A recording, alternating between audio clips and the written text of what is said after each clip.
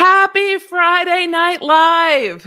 I'm going to be totally honest. I'm a little late because I changed my mind. I had a little bit of a headache and I was like, I'm not going to drink tonight. And then I just poured myself some whiskey and was like, it might be a lot of whiskey actually looking at it. Now we maybe won't be drinking the whole thing, but I have some salted watermelon whiskey because it's been that kind of a week. And at the heart of everything, I am a lawyer. And yeah, the cliche that lawyers like sit around and sip whiskey, true. True. That's accurate. And then I moved to Tennessee, all of the whiskey everywhere. So it is Friday night. Let me know where you're coming in from. It's so good to see everyone. It's so good to see everybody in the chat, seeing you guys in the chat before we went live, answering the poll to see what stories we'll do first. And I've got a very fun court of public opinion for the end of the night. To the replay crew, love you. Everything will be timestamped at the end of the stream.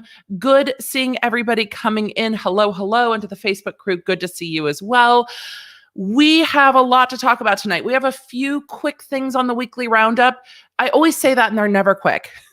We have a weekly roundup, and then we have both updates in the Britney case, updates in the Girardi bankruptcy, the amount of law that's happened. Like last week, I think we streamed like Thursday, Friday, Saturday, Tuesday. It's been so much streaming because there's been so many happening. Like we have the new Tati lawsuit to talk about in the questions, and we'll get to Q&A at the end of all of this. It's so good to see everybody coming in, and I have a new feature on StreamYard, so I can go back into the scroll a little bit further, and my chat shouldn't jump. So I'm really excited that I'm going to be able to keep up with everybody, and you will see me looking at the chat more because now I can keep up with it, and I am just so excited to see you all coming in. Yay! Hello, Ottawa. Hello, Pittsburgh. Hello, hello. I saw, what else? Who else is coming in? Hello, Florida. Let's see. Thank you, Kelly, for welcoming everybody in. Hello, South Carolina. Hello, Tulsa, Oklahoma. Oh, what's up, Michigan, Chicago? Lots of y'all from Chicago, Wisconsin. Hello from Bourbon Country. Hello to you too, Kentucky. Hello, Texas and Seattle. Let's see, Virginia, New Jersey, California. It's so good to see you. Hello, Germany. Let me know what you guys are drinking. We're going to keep saying hello as we roll this intro. It's just time. It's just time to roll the intro. Hello, Dallas, Los Angeles, Ohio. Hello, my fellow Tennesseans, Wisconsin, Utah, Louisiana, Minnesota. It's good to see everybody. All right, we should just roll it. We should just get started. I really love this salted watermelon whiskey. I just really do. Hello to the Philippines. It's good to see everybody. All right, let's roll it. Let's roll it. Let's just do it. We updated it a little bit. Just saying. Just saying. Hey there. If we haven't met yet, I'm Emily D. Baker, the badass lawyer and everyone's favorite legal commentator. I'm the host of The Emily Show, and I break down the legal shit behind the news and pop culture stories we all want to talk about. I have been a licensed attorney for over 15 years, but this is not legal advice. I should warn you, I'm a big fan of the cursey words. This channel is where the law nerds unite to talk about facts, not fuckery. The Australians have taken over. Hello to all of the Australians, Canadians. Hello to Ireland. I saw you in there. Hello, Alaska. It's so good to see everybody. I was going to say eat everybody because I saw the eating straight up watermelon. Have you tried putting either mustard or salt on it? Salt on watermelon, by the way. So good. It's so good. You're not late. We literally just started. So not late at all. Hello, Portugal. Oh, 3 a.m. woke up just for this, or waited up just for this. Oh, that's a late night. Good morning. Good morning. Good morning. Good morning. All right, y'all. We're going to get into weekly roundup. It's so good to see you. Oh, hello, Saskatchewan.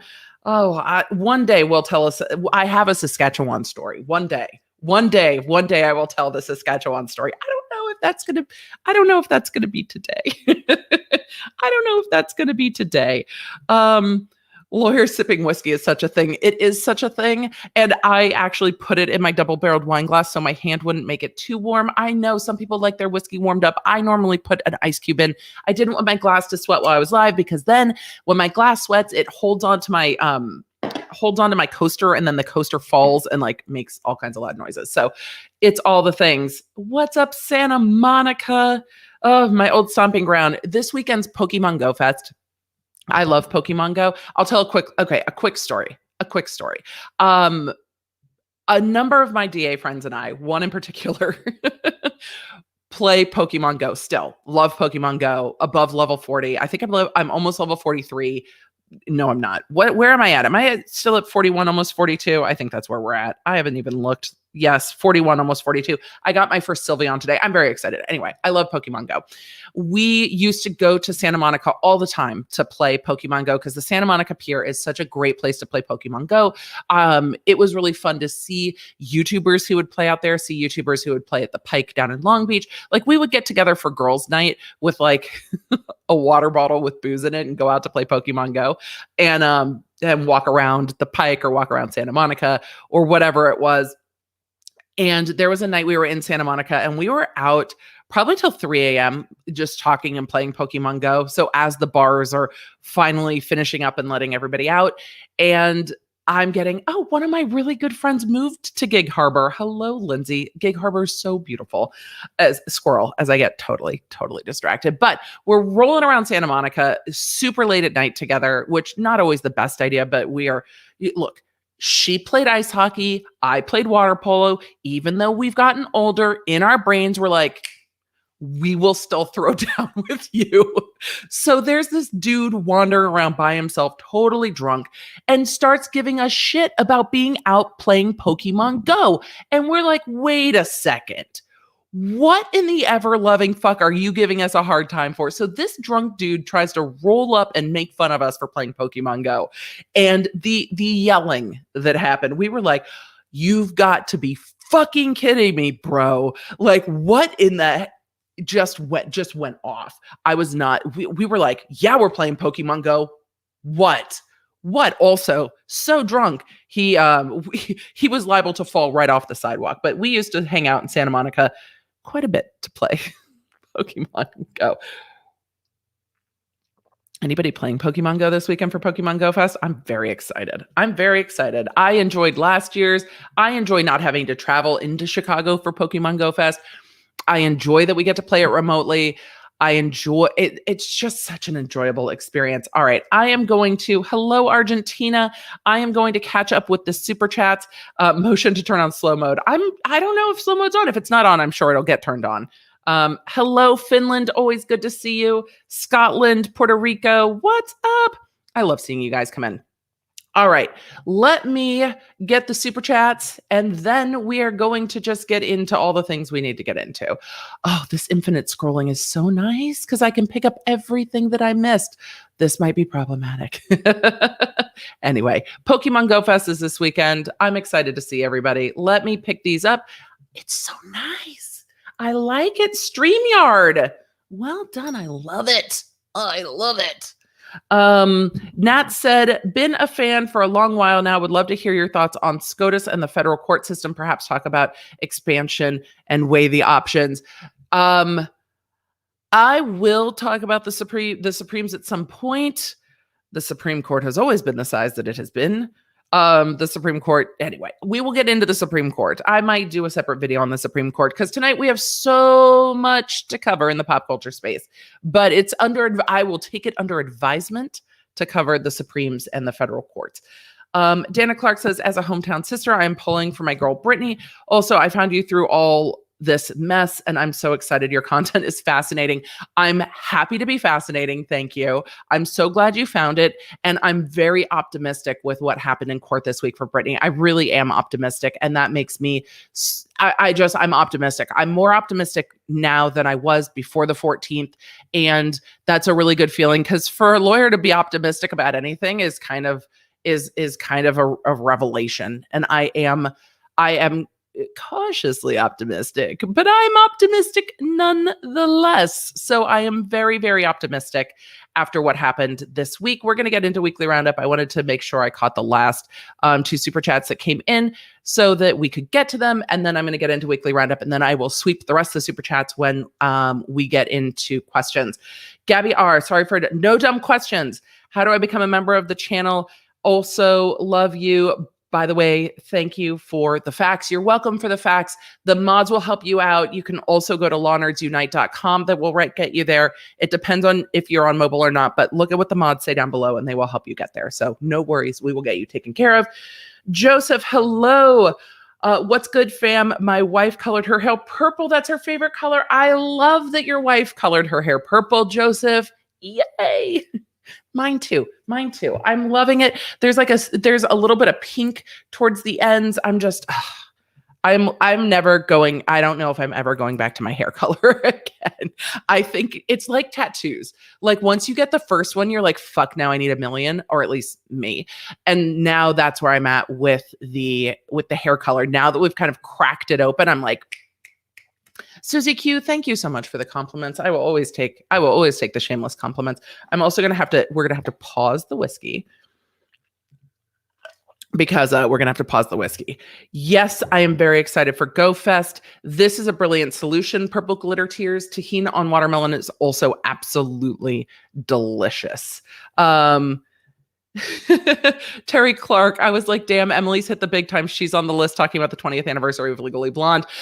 I did. That happened this week too. This week was also the 20th anniversary of Legally Blonde. If you guys haven't seen that, I was on the list talking about the kind of the top things that Legally Blonde got right. I was really excited to work with them to put that together, and their wonderful producer. It was such a great experience. And I was just like, and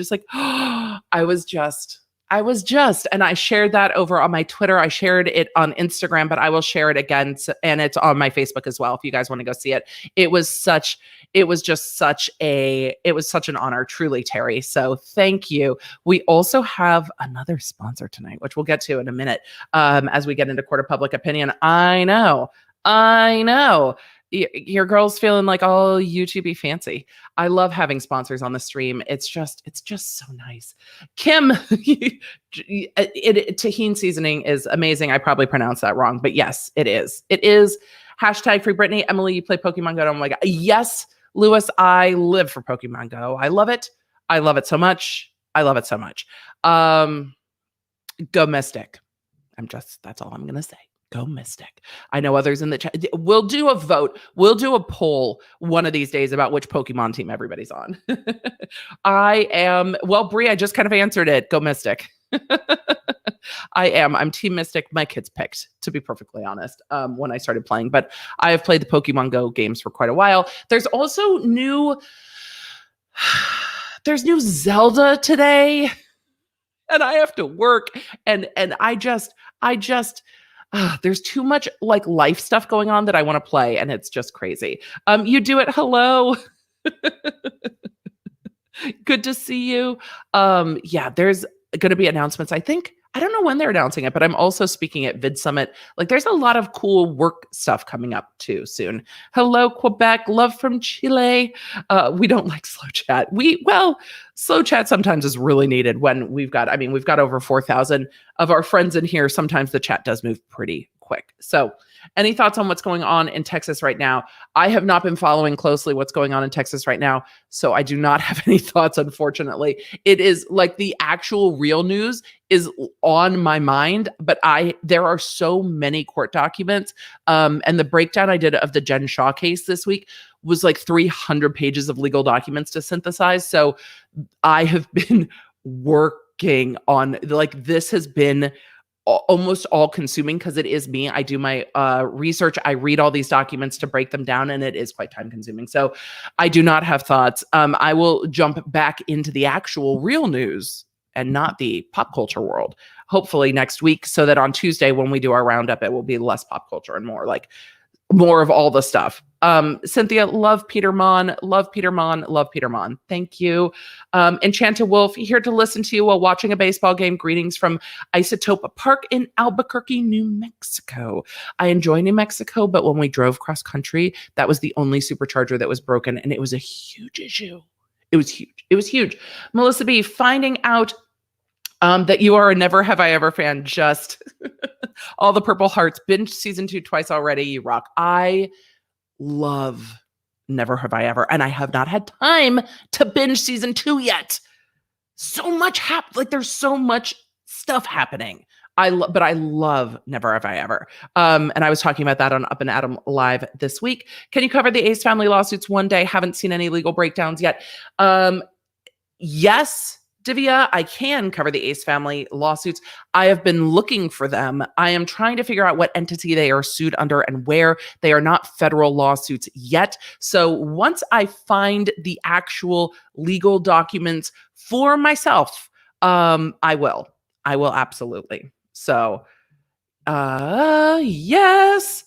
Ryan McMullen, glad to be back. If y'all remember, my fiance passed away. I was a huge fan. Yes, was laid to rest beautifully on the 26th of last month. Glad to be back with a fellow Larnards. Ryan, we're glad to have you back. Absolutely remember you. Sending lots of love to you. And I know you and your fiance enjoyed watching together. So glad that you're here with us to talk about all of the amazing stuff that we've got going on this week, and hopefully just get to relax and have some fun, and maybe some whiskey. And maybe that. Thomas said, as a performer, I find it amazing that your speaking voice stays so strong. So excited for tonight's live stream, especially with the Britney content. Well, that is a massive compliment. And thank you so much. This is why I always got in trouble in school, because this is how loud I am. I'm not this loud all the time. I was never good at moderating how loud I was. And my voice has a resonance that carries, and I've always had kind of a resonant voice. So I was the one that got in trouble because they heard me from no. It's like, whatever. I hear Emily. I know she's involved somehow. I can hear her. But also with trial work, it takes energy for sure to get into using your voice to carry. But I got tired last week for sure.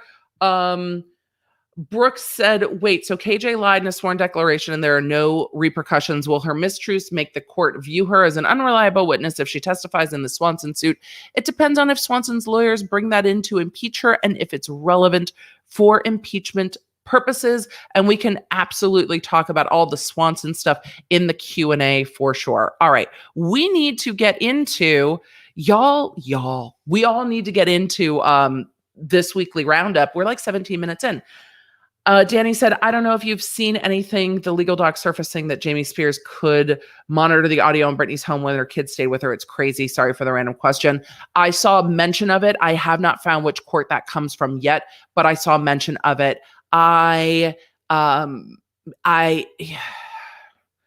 The family law court and the conservatorship court would have had things that were crossing over together. And some of that is troubling. It's just, and they also had a nanny with them then too. But it seems to me, well, when we get into Britney, I'll talk about that a little bit more about kind of my feelings on the whole thing. I have not played Pokemon Snap yet. I have not gotten into Pokemon Snap yet. I have not. Anna. I love archery too. Range days are good days. Range days are very good days. Rainbow hair, level 42 Mystic Pokemon Go, 62 years old. Mama Trez, chef's kiss. I love it. So good. So good. Playing Zelda now and watching you. I hope that you are enjoying it. All right, y'all. Are you playing Pokemon? Were you playing Pokemon Go at the Santa Monica Promenade? I have played at the Santa Monica Pier and the Santa Monica Promenade, and at the Pike down in Long Beach. It's been a while though, because moved to Tennessee and stuff. Sending love. Thank you for all you do. Thank you, Sammy Joe. Much appreciated. Y'all, call me Al Margarita of the day. Hand squeezed lime juice and pomegranate juice with handmade simple syrup. That sounds delicious. I juiced like 25 citrus fruits last weekend, and there's a new marg variation every night this week. That sounds delicious. Call me out. Margaritas are the best. Y'all, I love you. 209 CKP said, thank you for re-inspiring me to love the practice of law. Been really enjoying your content. Doing this content has inspired me to love law in a different way too. So I really love hearing that. Thank you so much. This has just been so much fun to do this channel, to have this content, and to be here with you guys. What's up, Octo? Good to see you, friend. Chelsea said, here to boop. Here's a boop on the snoot for the law floof in the background. All day. He's been there all day. I'll send a picture to the text crew of what this cat was doing today. I absolutely will. Before we get into any of that, though, we've got to get into Weekly Roundup. But first, we have a quick word from our sponsor of tonight's stream. I just want to take a quick minute to tell you about today's sponsor, NordPass, brought to you by the cybersecurity experts that built NordVPN. NordPass is a new password manager. You know how I feel about a password manager. I love a password manager. One, because I can't remember things. And two, what you don't need for your passwords is like your dog's name and your kid's birthday for every single website you've ever visited. With NordPass, not only do you secure all your passwords into one convenient password manager, guarded and locked down by a master password, but you also have their password generator. So instead of just using information that you can remember, they can generate these random long passwords that you're not going to remember, but are very, very hard to hack, which makes your data more secure. So if your password is 6ZXY exclamation point hashtag dash 3PO, you're set because you don't have to remember it all. The other thing I love about NordPass is you can use it to securely shop online. So instead of storing all your sensitive credit card data in your web browser, you can store it securely inside of NordPass. So all your credit card information is there for easy online shopping, because sometimes when we're spontaneous in online shopping, you need to just be able to do it, but also not have your data susceptible to breaches of your browser. The other thing I really like about NordPass is that they actually monitor the web to see if your data has been breached. Their data breach scanner will tell you if your online data or credit card data pops up in sketchy places around the internet. And speaking of those suspicious websites, NordPass will also tell you if you're about to enter your private data into one of those suspicious websites, because they actually continue to monitor the web for websites that may not be authentic. It's nice to know that using NordPass, you have one more step between those trying to get your information and keeping your private data secure. And remember, not only do you get all of that protection, but you can also easily share passwords from your secure password manager if you need to share them with your team or your kids. Mom, can I have that password? Instead of having to tell them everything, you can just share it securely with NordPass. If you decide to check out NordPass right now, you'll get 50% off with my code Emily D. Baker plus 1 month free. So it's like plus. Or you can use the link down in the description or the pinned comment, but 50% off at NordPass. Go ahead and give it a try. Let me know if you've given it a try down below in the comments. And thank you, Nord, for sponsoring this video. All right, let's get back into it. Y'all, I'm very excited. Thank you, NordPass, for, keeping our shit safe. We appreciate it. And for sponsoring this stream, we appreciate it. It's time for a quick... I'm going to stop saying quick because it's never quick, but this one's got to be quick because there's so much shit to talk about tonight. So it's time for a weekly roundup. Roundup!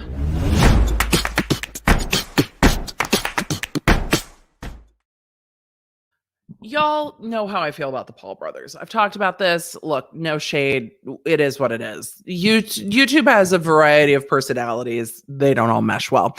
But Logan Paul's in the middle of some kind of a Dink Doink scandal with some kind of a bullshit crypto coin.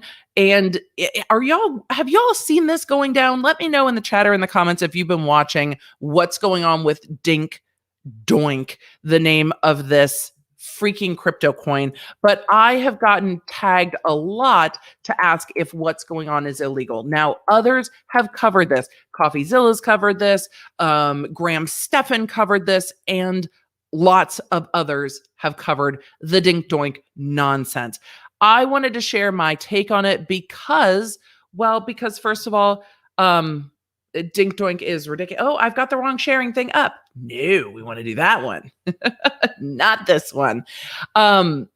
Because though I don't necessarily think that Dink Doink is maybe a solid investment, I also don't think that the biggest issue is the SEC. I think the biggest issue here perhaps is Logan Paul sharing this coin and being in this this cartoon that is very, obviously South Park styled, but Logan Paul's likeness is used in these little cartoons. And let me see if this is the one with Logan Paul in it. Nope. But Logan Paul's likeness is used in some of these cartoons. And I'm wondering if, obviously, he gave them the rights to use his likeness, right? So his involvement in this coin is enough that he gave them the rights to his likeness. And then he started sharing this coin. So my thoughts about, what do you think about this? Legal, illegal? My thoughts about this are that this coin seems to be backed by, Logan and his friends. Logan said this is the dumbest, most ridiculous shit coin I've ever seen, and that's why I'm all in, with the going up stock emoji. But he's in these cartoons, which indicates to me that he at least gave them the right to use his likeness, though it has come out that he is one of the kind of creators of this little spring thing and what have you. So with that, he's sharing it without disclosing any monetary relationship to Dink Doink. So my issue is not whether this is an SEC issue, whether they are saying that it's saying that it's a currency when it's actually maybe something more like a stock. That's really not what my concern is. My concern with all of this is the FTC stuff, because he is sharing this with his audience, but he isn't disclosing any relationship he has with them. So if he did get any monetary backing from being in the cartoons or commercials, if he is a founder of this coin, which it seems like he is, he needs to disclose that when he is sharing this with his audience. Because if he bought in early, which clearly he did, so if he bought in earlier, then he's monetarily benefiting because he's a founder of this coin. He presumably bought in before anybody else could, and then is sharing it with his audience. And as they buy, he has a monetary gain. And that's what he's not sharing. So that's where I'm keeping that's where I'm keeping my eyes on this. Their max supply is 10 quadrillion. They've listed their market cap. They've got, their current holders is over 10,000 current holders. Look, if you think crypto's funny and don't mind losing your money and want to laugh, whatever. But if you are a, influencer with a fairly large audience and you're sharing these types of things, you have to disclose your relationship to them. Watch Fire Festival again, folks, or at least Logan Paul. So that's my issue. So when I saw this coming up, I was like, he hasn't seemed to pump and dump it with, which always makes me think of Pitch Perfect. When she gets hit with a giant burrito, we're just going to pump and dump. He has not dumped this yet, but he's also not disclosing his monetary relationship with this coin, his founding status, and whatever that got him. Or if, he's getting a percentage because he's letting them use his likeness. So that's my concern with Dink Doink. I understand that maybe they're trying to prove a point that sometimes people will buy anything, but the FTC still says you have to disclose a monetary relationship. So, and that doesn't even have to be, it doesn't even have to be a monetary relationship. It can be a beneficial relationship. So even sometimes if you get things for free, that can be a beneficial relationship, not necessarily a monetary one, blah, blah, blah. So I think there's FTC questions here about what he's disclosing and not disclosing, and that's my concern. But speaking of Coffeezilla and crypto, I don't follow what's going on with anyone named FaZe anything. I don't understand. I don't know. I don't understand gaming clans. I'm fucking old. Okay. I'm old. But apparently Coffeezilla received a cease and desist, and a lot of y'all wanted to ask me about it. And he posted it on Twitter. So we're going to talk about Coffeezilla's cease and desist real quick over on Twitter. He's breaking down a story with regard to what? Another crypto coin.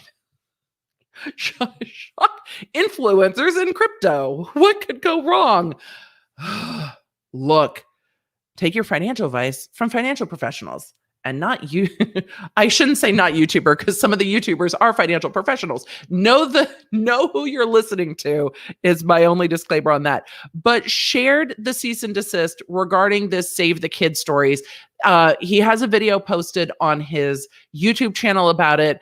I don't know who FaZe K is. FaZe K is one of the FaZe people. Apparently they promoted and backed some kind of coin called Save the Kids. And then a bunch of members of the FaZe gaming community got booted out of FaZe. Does FaZe make them change their handles? Because it looks like FaZe K is still going by FaZe K, but does FaZe make you get rid of your FaZe Twitter handle if they boot you out of FaZe? Is it like I don't know. Is it like is it a fraternity? Like, I don't understand. Let's go into this cease and desist real quick. These are only photos. This might not be the whole thing. I don't see the end of this page. I don't see the header here. There could be more information there. There could be more information here. It's unknown to me because it's not, it looks a little cropped and not scanned. That might be cropped to, well, no, there's addresses here and stuff. We don't know. So some of this seems to be redacted for privacy, which, yes, redact things for privacy before putting it up. It seems that the law firm's name and header is taken off of this, probably so they don't start getting harassing phone calls. And then it actually, because the internet does that. We know this from the Britney Spears stuff. We've seen every person involved in this conservatorship getting death threats and stuff. So you don't always want to blast people's information on the interwebs. But let's get into this. Wait. Is his name really Frazier? Is FaZe K's name really Frazier? Is that accurate? I don't know. Anyway, Coffeezilla got this letter purporting to be a cease and desist saying, "We are litigation counsel for FaZe K. We write to you regarding your false and defamatory public statements about FaZe K since June 2021 and demand that you immediately retract them in as public a manner as you have made them." So essentially it's a cease and desist, but demanding a retraction of the statement. Like, you need to say, oh, what I said was not right. I have not followed closely what was said, but this is clearly them saying, we believe that this is defamatory. Again, this is a cease and desist. This isn't even allegations that are sworn in a filing. These are just a letter from one, from lawyers to somebody else. That normally precede litigation, but not always. Sometimes when you get a cease and desist and then you're like, yeah, we're not doing that because we didn't do anything wrong, then they either sue you or they don't. But going on with that, they say, positioning yourself as a, quote, investigator, you have made numerous claims about FaZe K, claims that are not only false, but also malicious. See, we all know a lot about defamation up on this channel because we've talked about so many defamation lawsuits that that a public figure, there's a malicious standard to defamation. So this letter is starting to hint at where they're thinking there might be defamation here, saying, look, these are false statements that are also malicious. They're also going to get into loss. So you have to prove these things to prove defamation. Now, the malicious standard is a hard thing to prove in court. We've talked about that a lot, but this is, this seems to be acknowledging that FaZe K is a public figure because they put in that these are malicious. the use of that word is aligned with what you have to prove for defamation. So that's, signaling that that's what they're thinking. Clearly, they also said, defamatory up at the top here. To be clear, they say, your, quote, so-called investigation is clearly flawed, based on limited knowledge and comprehension and inconsistent with the real evidence in this matter. Well, you're allowed to make conclusions if they're just conclusions. If you're saying, well, I've reviewed this and I think it points to that, that's opinion. That's not stating as fact. It's like, I've seen this, and so I have questions about that. You're allowed to draw conclusions, and you don't have to know everything. And you don't always have to be right if you're stating your opinion. Your opinion doesn't have to be right. Okay. Based on limited knowledge and comprehension. I think the comprehension is a dig. What do you think? Do you think that's a dig? I think it's a dig. As a result, the only conclusion that we can make, well, what if their conclusion is wrong? Because their conclusion could be wrong too. The only conclusion we can make is that you have made these false, disparaging, and tortious statements to promote yourself in your own videos rather than conducting a factually supportable and careful review of the truth, as any reputable reporter would have done. Well, you can take the evidence that you have if it's not fabricated and draw conclusions from it. It's like, I saw this and this and this and this and this, and I draw this conclusion. If I'm wrong, show me. They then go on to say, on numerous occasions, your threatening communications directed to FaZe K have crossed the line into extortion. Do you know what lawyer letters can be joked about and be called? Sometimes the you suck letters also feel like extortion letters. If you don't do this by this date, we will sue you. Huh. Weird. I bet lawyers that send the letters don't see it that way. Let's see what is allegedly extortionary behavior in this. To wit, you wrote, quote, K, I'm serious, man. You got to start talking. We found so much more on you. And if you keep hiding behind these ridiculous 2-minute statements, it's never going to work. Not only that, we want to take down Pepper, but you staying silent isn't helping. Where's the... Look. I don't know the relationship that Coffeezilla and FaZe K had before this. This doesn't sound to me like, if you don't do this, then I'm going to do this. This is like, this isn't good for you, man. We don't think you're the head of the thing. There's somebody else, apparently named Pepper, but you're not doing yourself any favors. It doesn't read like extortion to me, but that's my opinion. Despite knowing that Sam Pepper was the bad actor here and not FaZe K. Well, that's what that statement sounds like. It sounds like that they're both involved. This demonstrates your malicious intent and willingness to report false facts to comport with what you perceive as your best interest, be they motivated by fame or finance, and not to report the truth. You well know that FaZe K was not the bad actor here and, in fact, was a victim. Nevertheless, you've made the following, among other attention-grabbing, false, and defamatory statements. So let's see what they are. That FaZe K engaged in malicious selling. Well, if you're selling something that you know is shit, I think it could be seen that way. That might be, opinion, maybe. Dumped all of his kids' tokens immediately. I mean, there would probably be facts to either support that or not support that. Should be called FaZe Rug. Actually, what I mean by that is that he not only sold Save the Kids instantly, he has a history of doing that to every project, nearly every project he gets involved in. I don't even understand the shade of that statement, so I don't know how they're saying it's defamatory. They said he's just selling everything as fast as humanly possible. Again, that either happened or it didn't. FaZe has constantly deceived his audience by pushing crypto to them while having a bag of crypto given to him. Again, that either happened or it didn't. You have FaZe saying he didn't make money despite trying his hardest to be the first to sell off. You've basically everyone claiming to be innocent, but you can't design a bigger token scam and a bigger commercial for it, for the biggest influences in the world, all saying that it's such a great opportunity. It's well, from watching how many people got booted out of FaZe, it seems like a number of them were involved, and they all would have, I imagine, crossover audiences that are fairly young. They say it's all leading back to FaZe K, who himself is insisting that, quote, "Oh no, I don't make any money," quote, that he's the victim in all of this. So where does that leave us? First, fact one, we know FaZe K lied about being some naive crypto investor. He's got a history of dumping nearly every crypto project he's been involved in and promoting it to his fans. Fact two, we know that this thing was designed from the absolute get-go to be a scam. You bring people in with this anti-whale mechanism, and then at the last minute you remove it. I don't know the facts underlying this. I do know Coffeezilla has a whole video about it. Again, there's either a history of that behavior or there isn't. We demand that you cease and desist from making any further false and defamatory statements. I imagine Coffeezilla's response to this is something along the lines of, well, they're not false nor defamatory, so okay, I won't make any false and defamatory statements, nor have I so far, because when people don't think they're making false and defamatory statements, that's normally their response.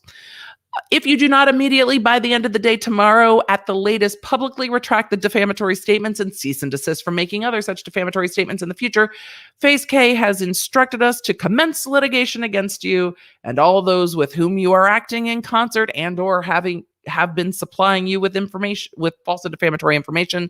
The lawsuit will seek compensatory and punitive damages for, among other causes of action, defamation and intentional interference with contract and prospective economic advantage. Okay. I mean, the intentional interference with contract and prospective economic advantage would be interesting. I mean, they can try to prove it on the grounds of defamation. Normally you see people bring defamation with like, intentional infliction of emotional distress, but that might not exist here, or some of the other tortious interference with business relationships, causes of action. The facts of the intentional interference with contract and prospective economic advantage would be interesting. I think the argument is going to be the removal from the FaZe clan, which they kind of get into next. Among other damages, your false statements have caused FaZe to terminate the relationship with it, and FaZe K, as a result, may, as a result, lose millions of dollars in revenue. Well, may is not going to do it.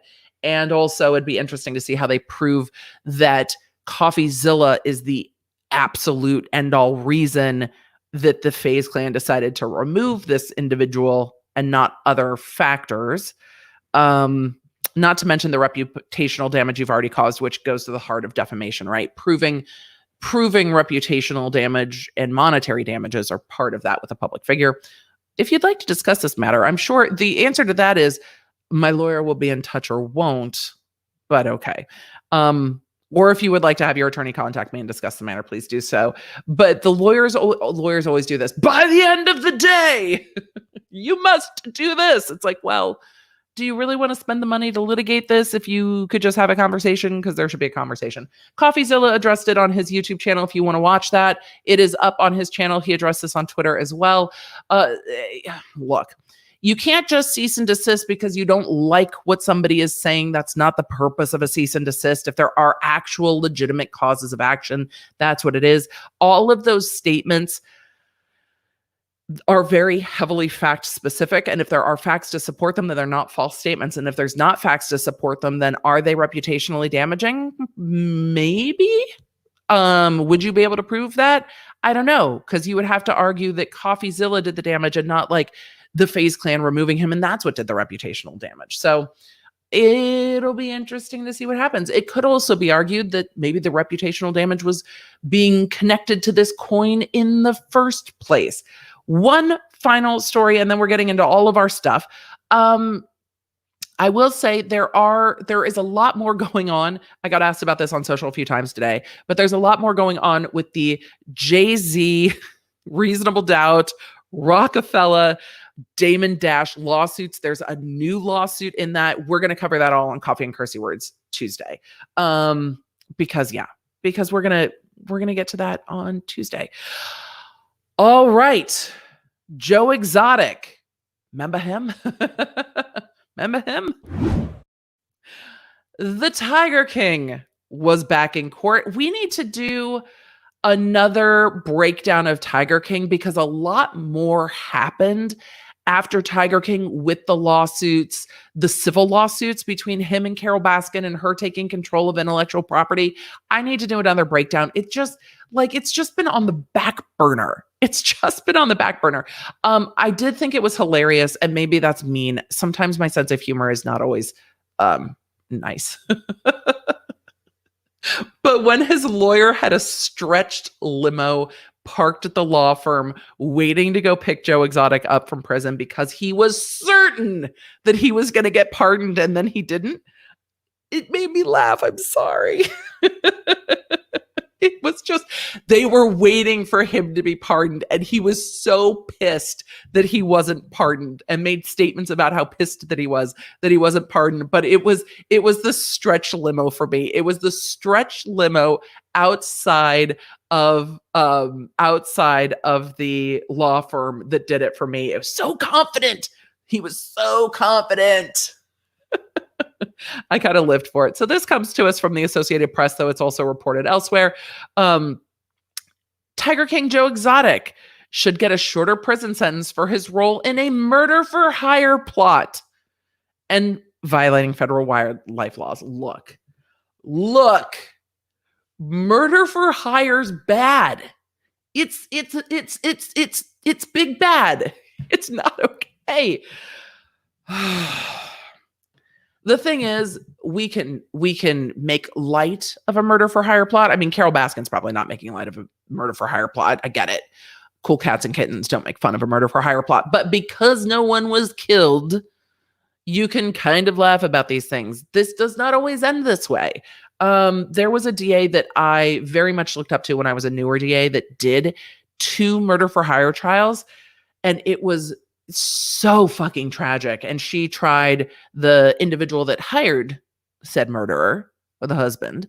The husband. And then the actual person who was hired to do the things. This does actually happen in real life. These trials do go on, but this was just so wild. Just wild. Yes, Amy, Tiger King is real. I know it seems like it's a fake reality show that's made up, but it's not. Sometimes truth is stranger than fiction. Yeah, now I'm going to have it stuck in my head because it is a great song. I know y'all are waiting for Britney, and I'm over here singing, Bad Religion.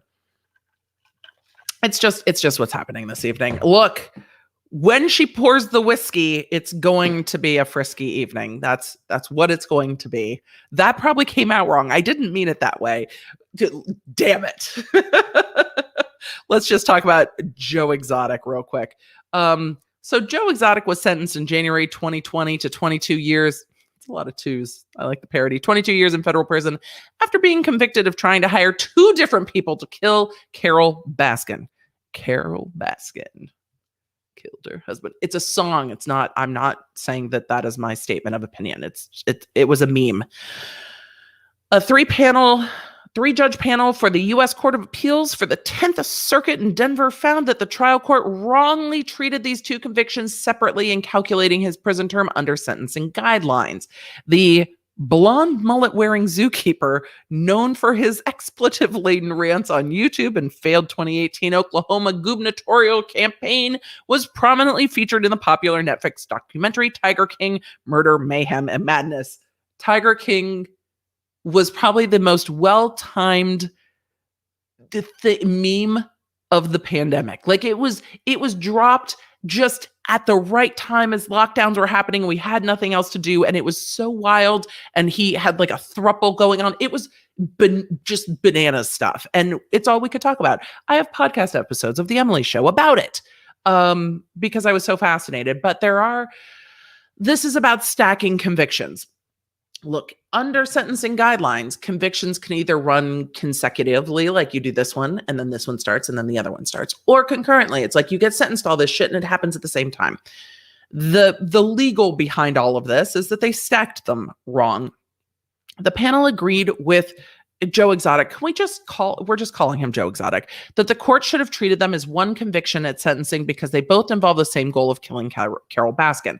Though I can understand the trial court and the prosecutor's argument that yes, the end goal is the same, but you tried to hire two different people to do it. So the hiring, look, the murder for hire plot, if the hiring of the people is the crime, then you did it twice. It's like two separate robberies. The goal of a robbery is to take shit, but they're separate because they're happening on different dates with different people involved. The goal is to get things. So, I don't necessarily agree. The goal of a murder for hire plot is to hire the people, then to murder the person. I don't think if you target the same person, it means that it's just one continuing course of conduct. We might have to dig into this case more because I kind of disagree. If you guys want the nerdy legal shit behind this about stacking it, let me know, because I really think that there's some room for conversation. I'm normally like, look, I defer to the court. They're the judges. They know the things. But the end goal isn't the crime. The hiring the person's the crime. Just in your brain being like, that person should die. That's not the crime. The crime is the hiring the people to do the thing. Anyway, so according to the ruling, the court should have calculated his advisory sentence, like his range, between 17 and a half years and just under 22 years in prison, rather than 22 years to 27 years. And he got, what did he get? 22 years. So 22 years would be the high end. And if the court said, hey, we're giving him between 22 and 27, we're giving him the lower end of the range. If they said we're giving him the lower end of the range, but the lower end of the range is now 17, he should get sentenced to less. Okay, fine. Knock it down a year and be like, all right, good. We're going to give him 21 years instead of 22. Wouldn't that be funny? It's like, here you go. We're going to knock it down by 6 months. It's possible that he could receive an even lower sentence than the range cited in the ruling because the court has to consider other factors too, says his appeals attorney. Meanwhile, another attorney representing him hinted at the possibility of seeking a new trial, saying his statement would be filing motions citing previous undisclosed and newly discovered evidence in the case, as well as government misconduct. We're going to need a whole damn legal breakdown. People should know that what they saw on television isn't the full truth. Are we not aware that what we see on television isn't the full truth? I think Carol Baskin would probably actually agree with that statement too. Don't we know that? They say it isn't even the tip of the iceberg. It was the snowflakes at the tip of the iceberg, largely manufactured by those who wanted to see Joe Exotic in jail for their own benefit. I mean, are they talking about Carol Baskin wanting Joe Exotic to be in jail so that he wouldn't keep trying to kill her? Because maybe that is accurate. Joe Exotic has maintained his innocence, was also sentenced for killing 5 tigers. Yeah, and that shit's horrifying too. And selling tiger cubs and falsifying wildlife records. Those are not the convictions that they're attacking, by the way. His supporters were disappointed that former President Trump failed to issue him a pardon before leaving office. In his pardon application, his attorneys argued that he was railroaded and betrayed and that he would likely die in prison because of his health concerns. He is serving his sentence at a medical prison in Fort Worth, Texas. Oh, Joe Exotic. We might have to do a legal breakdown of this appeal because sentencing guidelines are very interesting. And if they file a motion for new trial, we'll just do those together, kind of the way we just did the Jen Shah stuff together. And that is the end of the weekly roundup. And guess what? Because we're at the end of the weekly roundup, it is time to get into our main events for the evening. We are talking a lot of Britney, and Britney won in the poll. Like 83% of y'all said Britney first. So here's how we're going to break down Britney first. First, we're going to go through these 6 minute orders filed by the court that showed up sometime last evening, but I promised my kids we would light off fireworks and go for a walk and go out to dinner and stuff. So I pulled those up this morning. Then if you would like, you let me know in the chat. If you would like, we will, I should put it up in a poll. We're going to go over the 6 minute orders.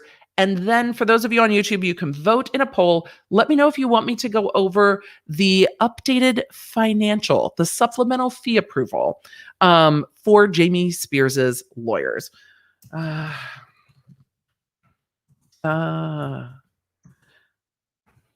you want to go over the lawyer money shit? Let me know. I'm going to put that up at a poll, and I will come back to that poll and close it when I am done. So make sure if you are in the chat, you vote. This is a perfect time to remind you to do the YouTubey things, the likey, subscribey things, like the video.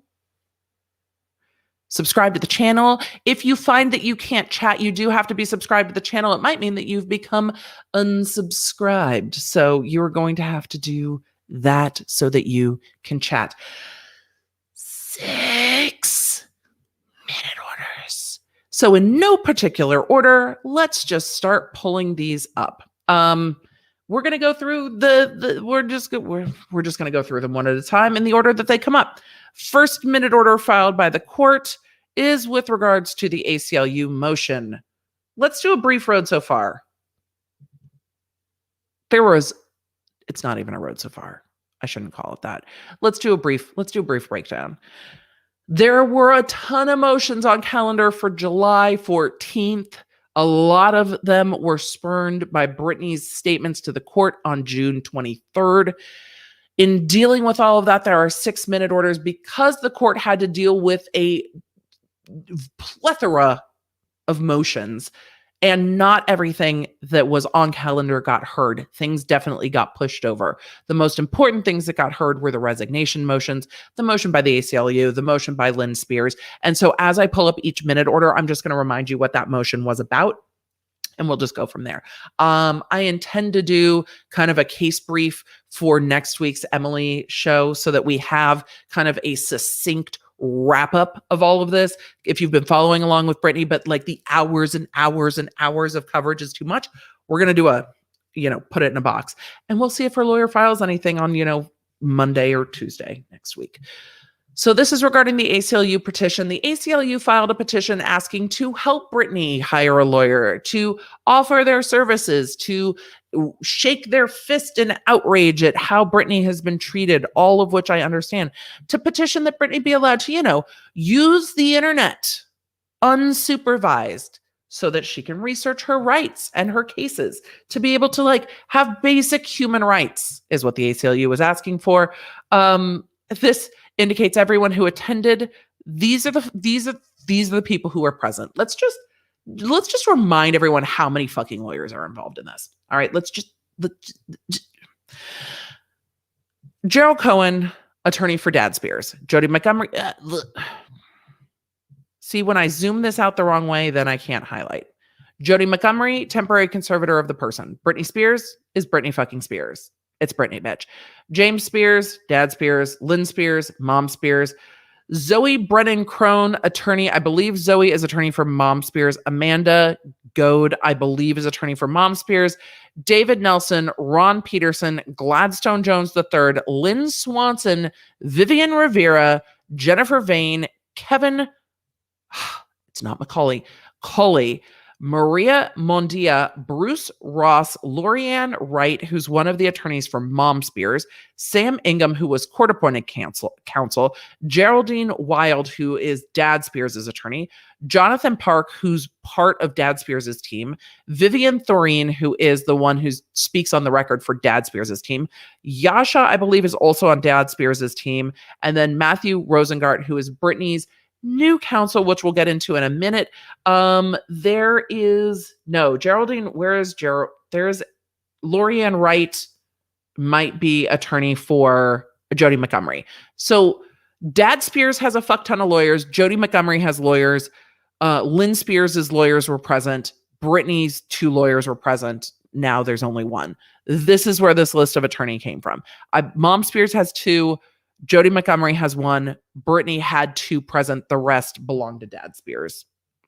We'll get into who goes to who in a minute as we get into these. All the parties except Maria, Yasha, and Matthew Rosengart appeared via Court Connect. I think it was very wise on the part of Matthew Rosengart, Britney's new attorney, to appear in court, present in the building, vis-a-vis with the judge. I think that was a very, very wise choice. And I think that probably went a long way to Britney being allowed to hire her lawyer, is that somebody was standing there in court. Yes, that happened last time and she was denied, and we'll get into that. The court counsel and parties confer on the record regarding Matthew Rosengart being retained. We'll get to that minute order in a minute. Matthew Rosengart reads into the record this date, his notice of appearance. The court, having granted related calendar items for this date for the appointment of counsel, comes now and rules as follows. The petition authority filed on 7/12/21 by petitioners, the ACLU, is denied without prejudice, meaning the issue of Britney's attorney has already been addressed. And because it's already been addressed, we don't need to do anything with this motion. We are done. This has been addressed. So let's get into how the court addressed Britney getting her own attorney. All right, she was previously denied for like 13 years. Minute order numero dos. The court accepts the resignation of Samuel Ingham as court-appointed counsel. Goodbye, Sam Ingham. Farewell. That's all I have to say about that. As well as the resignation of associated co-court appointed counsel Ronald Pearson and David Nelson of Loeb & Loeb. Now, why is Loeb & Loeb involved? Loeb & Loeb is a law firm in LA. I don't know if they have other offices. I have never really cared to look. They were appointed as litigation counsel because when Jamie Spears had a glut of lawyers, Sam Ingham was like, I can't do all of this. I also need litigation counsel. Britney also wants litigation counsel to deal with all of the litigation with her father. They didn't get very far on it, but Loeb & Loeb was also appointed. So Britney was paying for Sam Ingham and litigation counsel Loeb & Loeb. So even though she didn't get to choose Sam Ingham, yes, she still paid for him. No, the court didn't pay for him. She paid for him. The court approved how much she paid him, but she didn't get to pick him. Court-appointed counsel is discharged. Yeet. Yote? Past tense. It happened. So yote. Yoted. Matthew Rosengart reads into the record the date of his notice of appearance. We know from those who were inside the courtroom that he is finishing up his official paperwork with Britney to be hired as counsel, but the court had to allow him to come on before he could do that because he can't sign his retainer agreement with Britney if the court's not going to allow her to hire counsel. So I think the way that they went about this made a lot of sense. There was a motion from the ACLU for Britney to hire counsel, a motion from Lynn Spears for Britney to hire counsel, and a motion from Jody Montgomery to allow a guardian ad litem to come in to help Britney hire counsel. And help by that person would just be the figurehead to hire her counsel and then be off of the case. However, they contacted Matthew Rosengart, whoever helped Britney do that. She made contact with Matthew Rosengart. He agreed to representation. I don't know who facilitated that behind the scenes, but somebody facilitated that happening, which is fantastic. He agreed to represent her. The court said, yes, we will let you represent her because Sam Ingham's resignation was immediate upon appointment of new counsel. This is appointment of new counsel. And now Britney can sign her retainer agreement with him. He's officially her attorney. And we're going to get into the rest of this. Notices for the conservatee are now to be directed to Matthew Rosengart of Greenbrood, Torig, I think.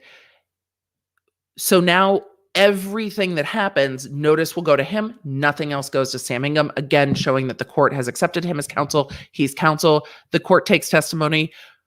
Britney said what she said. She is not happy. In some, and this has been widely reported, but in summary, she wants her dad investigated for conservatorship abuse. She does want a path to get out of this conservatorship. She does want Jody Montgomery to stay for now as she's charting the course to get out of this conservatorship. And Matthew Rosengart kind of stepped up on the record too and was like, are we forgetting what's in the best interest of Britney? Let me finish this minute order and we'll talk about what else Matthew Rosengart said. The court admonishes the parties regarding late filings. Yeah, everyone was filing documents up into the last minute before this court hearing.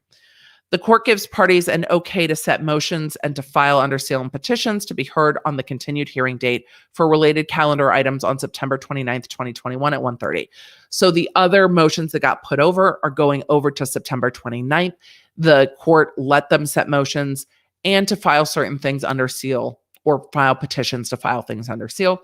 The temporary letters of conservatorship are extended until October 8th.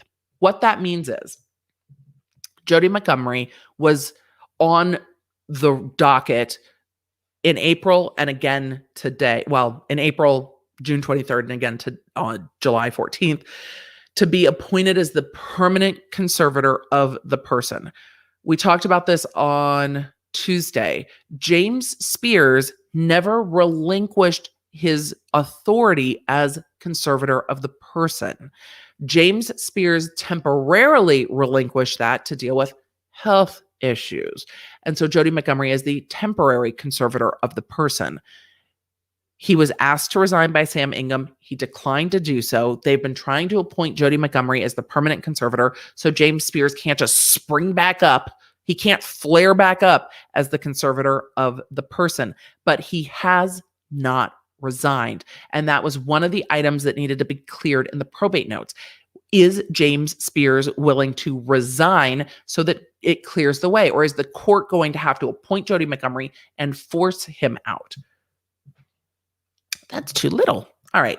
The court finds sufficient evidence has been provided to grant the matter on calendar this date based upon the reading of the moving papers and consideration of all presented evidence. The ex parte application filed on 7/6 by petitioner Sam Ingham is granted. That is the motion for resignation. Sam Ingham is ordered to prepare an order after hearing. The last time the court ordered him to, well, not the last time, but when the court ordered him to prepare the order after hearing, that was ordered in November, and he prepared it in June. I imagine the order relating to his resignation is going to come down a whole lot faster. What do you think? Do you think that's going to take months on end? No, I think we're going to see that shit next week. That's what I think. My opinion. So the motion with regard to Jody Montgomery is going over to September 29th with regard to making her permanent conservator. So they extended the temporary letters of conservatorship because those were set to expire early in September before this hearing. They just extended it to October 8th because at this point, if Rosengart is trying to end the conservatorship, then that might be what happens on September 29th. And then there's no need to issue permanent letters of conservatorship. So that is why I think the court has chosen to just extend these until October 8th so that it can be addressed at the hearing on September 29th. Let's get into the next minute order. This is regarding Lynn Spears' motion. Again, all of the attorneys on the record. Rosengart's retained. Ingham is discharged. Notice for the conservatives directed at Rosengart. The court, having granted related calendar item, the appointing of Rosengart, comes now and rules as follows. The petition from Lynn Spears is denied without prejudice. Remember, Lynn Spears was asking for Britney to be allowed to hire her own attorney. Now, the court could have just granted this motion and been like, yeah, we grant it. He's been hired. Instead, the court was like, no, there's no need. We deny it. I mean, the court could have also asked Lynn's attorneys, do you want to withdraw this? We've already, appointed the lawyer. Instead, the court chose to deny it. I mean, the prayer for relief in there didn't ask for other stuff. I'm going to pull up Lynn's motion because I really do feel like the court could have just granted it, but the court decided to go the other way and be like, oh, he's already been hired. This is irrelevant. Let me pull up her there are so many motions that have come in the last week, and I do actually have them organized, but it still takes a minute to pull them up. All right, let's look at what she's asking for in this hearing. This is Lynn's motion that I think, Yasha is one of Lynn's attorneys. Yasha and Gladstone, Jones, and Lynn E. Swanson. These are the law firms working for Lynn Spears. Those are actually paid for by Lynn Spears. This gets into the different conservative requests. I just want to look at what this motion is asking for, because they're asking for two things: granting conservative permission to hire her own private counsel, or in the alternative, appointing private counsel of conservatives choosing. The court could have said this is partially granted with regard to item 1. We are granting conservative permission to hire her own lawyer, and that has been done. I don't know why she chose to just deny it when it makes just as much sense to grant this in part, saying, yes, we agree, and that has actually already happened. It's odd to me choosing to just be like, no, fuck it, he's already been hired, we're denying the motions, because the motion literally asked for that to happen. It's just It's odd that the judge chose to do it that way. I'm sure the judge had a reason to do it that way. And maybe it's not to be like, oh, well, their motion got granted and my motion didn't get granted. But of all the motions that could have been granted, the thing that Lynn Spears asked to happen actually happened. So it, so just grant the motion. I don't know. That's in Emily's brain of, were I the judge? Well, a lot of other things would happen were I the judge, but it just seems like it would have been an easy way to handle it, to just grant that in part and say, we granted it in part. And in fact, it's already happened. So let's get into the next minute order. What number are we on? 5. This is, oh no, this is a duplicate. I pulled this one up again. This is the one I already pulled up with regard to Ingham resigning. Let's pull up the next one. I am missing one. This should be the Bessemer Trust one. Bessemer Trust. Matthew Rosengart reads into the record his notice of appearance. The court finds that the letters have not been issued to Bessemer Trust. Remember, Bessemer Trust is co-conservator with Dad Spears of the estate, or was. And that happened in November. And then Sam Ingham didn't file the court order until June. So June 30th, the court order got granted. And July fucking 1st, Bessemer's like, no, we're out. We heard what Britney said on the 23rd. She doesn't want it. We don't want to be here. We out. We out. We out. Had that been done in December, Bessemer would have already had all the books and it would have made it easier to get rid of James Spears. The whole thing frustrates the fuck out of me, just to be perfectly honest. So because the letters have not been issued to them, because the order has to come first and then the letters, and the order got signed a day before they resigned, so they didn't have time to issue letters, no actions were taken. No assets of the conservatorship had been received and no fees had been taken. And look, here's what frustrates me so much. James Spears was fighting lots of motions to try to make sure Bessemer didn't get a co-equal right as co-conservator of the estate. He didn't want them to have access to the books, to the assets, to see what was going on.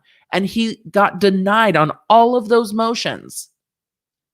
And then Sam Ingham didn't file the fucking paperwork and nobody ever got their hands on these books because of it.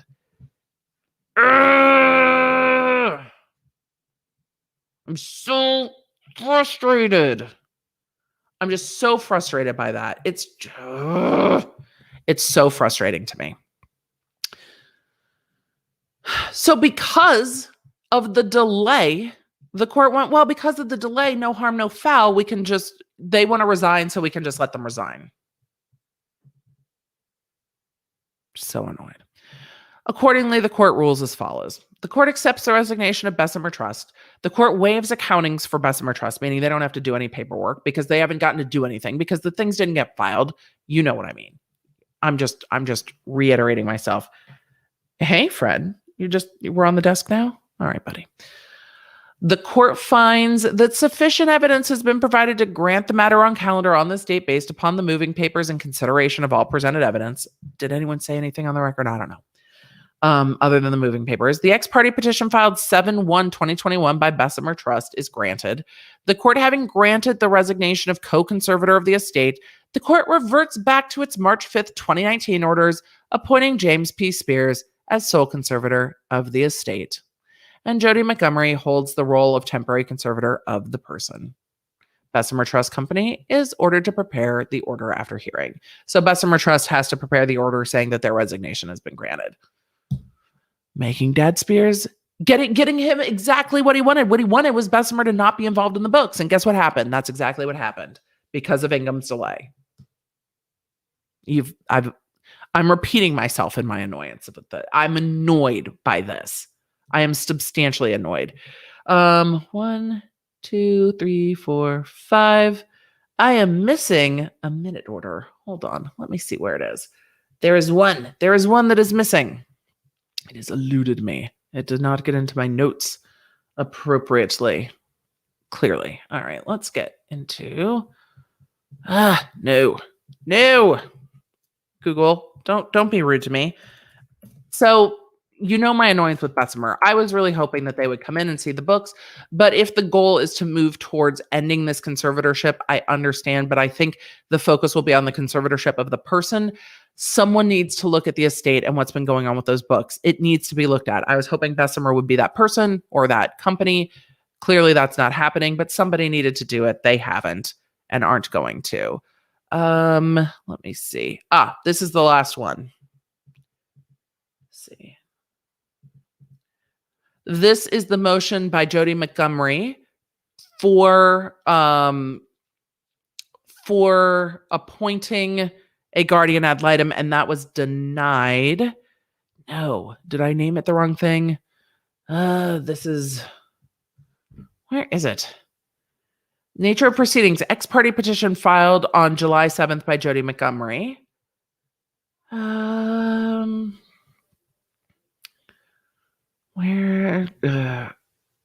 It doesn't even say it's denied, but the guardian ad litem petition is moot at this point, but this does not say it's denied in the minute order. This reiterates what they said in the other minute orders. This minute order should say if it's granted or denied.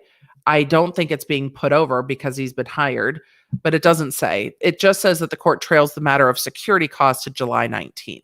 And that is an ongoing battle that will be resumed on Monday at 3 p.m. But the guardian ad litem petition is moot. Let's see if there's one more with regard to that, because that might have been with regard to the, nope, I don't see another one. The court might not have addressed the guardian ad litem one because I am not seeing it unless it just didn't download, which is always possible because there were 6 and I think that's only 5. But that's the security fee petition. It goes over till Monday at 3 p.m. Let me see. And we know that the guardian ad litem petition is moot, so that's going to be rejected. I just want to make sure I have it because I should have all of them, but I don't think I have time to go hunt for it in my vast amount of downloads. Hold on. As I say, as I go do it anyway. She says that she does it anyway. That's the ACLU one. That's the Britney Spears one. That's the ex parte securities fees. That's Bessemer's resignation. There it is. The petition for guardian ad litem was declined. It's going to take me a minute to pull it up, so I'm not going to pull it up. I just wanted to verify for myself. It was declined because it's moot. It's time to get into this fee petition. Did y'all want to see it? Let me go to the poll and see what you said. Do y'all want to see the fee petition? Do y'all want to see it? Let me see if I can end this poll real quick. End poll. Let's see where we got to with it. Oh, because that'll populate in just a second for me. I'm telling you what, the salted watermelon whiskey, man, it's good stuff. It's good stuff. I am hoping I'll see the results. I think it was a yes. 91%. You want to go over the lawyer money. We're going to go over that real quick. And then we've got a ton of Erika Girardi stuff to get into. And we're already an hour and 15 minutes in. Yep. It's going to be a long one. Let's get into the fee petition. Let's talk about the money. This I talked about on Twitter a little bit. You know, drop me a emoji of some sort. What kind of emoji identifies Twitter? If you follow me on Twitter, drop me some kind of an emoji on the Twitter, because I talked about this on Twitter a bit. We're not going to go over every page of this because it is 55 pages long. We're going to go over the highlights of the fee petition so you can take a look at the money these are doing. Is there a bird emoji? If there's a bird emoji, go ahead and drop that if you follow me. I'm sure there is. Fred, do you want to see all the bird emoji? Yeah? We're thinking we do? All right. Are we just curling up on my lap? Okay. Mom, I sit here now. Okay. Let me move up to you. Where are you sitting? We're getting arranged. We've woken up and moved over here. So we're now getting ourselves arranged into our seat. Let's pull up this fee petition. We're going to talk about fee petitions. Do you want to talk about the fee petitions? You can lay down. It's fine. Let's talk about fee petitions. This is the supplemental. We have gone over the fee petitions ages ago. They're on the Britney playlist. This is updated. It's like, oh, we haven't been paid yet. There's more information. So with the more information, I love the wide variety of bird emojis. I love it. Thank you guys for the wide variety of bird emojis from the Twitter. So you would have seen me talk about this on Twitter. If you don't follow me on Twitter, you are welcome to at the Emily D. Baker. I talk about, this kind of stuff mostly on Twitter. Occasionally I talk about not wanting to work. Like today.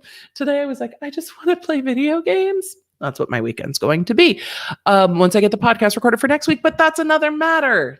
It's me just being behind because it's been a busy few weeks. All right. First supplemental petition for order allowing and approving payment of compensation to conservator and attorneys for conservator and reimbursement of costs. Your Honor, here's all the shit that we would like to pay out of the estate. The court approves these. This has been going on. They are now on the 13th accounting. The court looks at all of these and approves the fees or not. There are currently objections with regards to this petition for fees. Why are there objections? Because there's a whole bunch of expenses called media costs. Lynn Spears' attorneys were like, why in the fuck is Britney's estate paying for James Spears to rehab his image after framing Britney Spears? Why is that in the best interest of Britney? How is that a proper expense of the conservatorship? How? There was lots of shade. I covered that 2 months ago, maybe. It was covered a while back, but that's on the Britney playlist. So let's go into these fee petitions. The petition filed by Dad Spears asked the court to allow and approve compensation paid on account to his attorneys, Freeman and Smiley, Sidley Austin, and Russ August Kabat, and himself. Oh yeah, he gets paid too. 3 law firms plus him for the period of November 1st, 2019 through February 28th, 2021. And to Holland and Knight, 4 law firms. Freeman Smiley, Sidley Austin, August and Kabat, and Holland and Knight. 4 law firms. Holland and Knight for the period of October 17th, 2020 through February 28th, 2021. When did Framing Britney Spears come out? Because I think they got hired back on right after that. Didn't they? No, that came out in 2021, not 2020. 4 law firms. 4 law firms. No. Fred, you can come sit back up here. Fred's like, why aren't we done streaming yet? No. Just because you woke up doesn't mean we're done. 4 law firms and Dad. Pursuant to the court's order, Spears filed this first supplemental to bring the petition current through June 30th, 2021, and to respond to the probate notes on the petition. We went over the probate notes Tuesday. Spears requests that the court allow and approve the compensation paid on the account. There's still objections on this, by the way. Compensation request, legal services rendered by Freeman Smiley. FFS.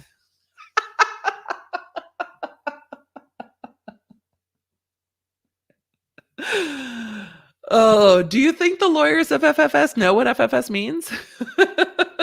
Do you think they're aware, or do you think they're boomering it? You let me know. FFS from the period of November 1st, 2019 to June 30th, 2021 are asking for a partly $702,000, $418.75 in legal fees, and $8,000 in costs. The costs are generally things like, hey, we had to file this document with the court, and the filing fees $200, or we had to mail this thing, and when we mailed this thing it cost us $30, or we had to send a messenger and that was this much. So how much is it? So everybody's like, the FFS, the law firm's boomering it. Totally fair.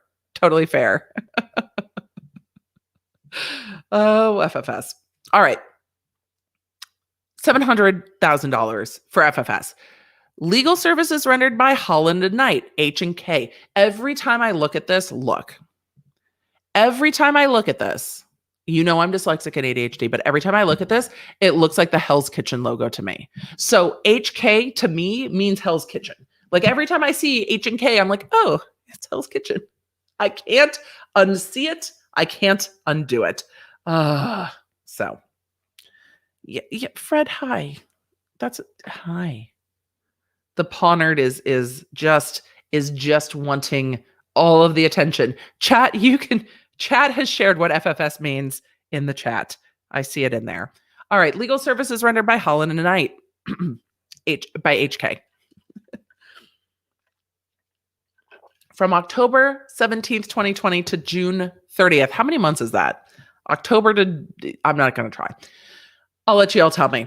H&K is also lodging its legal invoices and cost for in-camera review. In-camera, again, means in the judge's chambers. So by the judge. So not on the record. So we can't all see everything.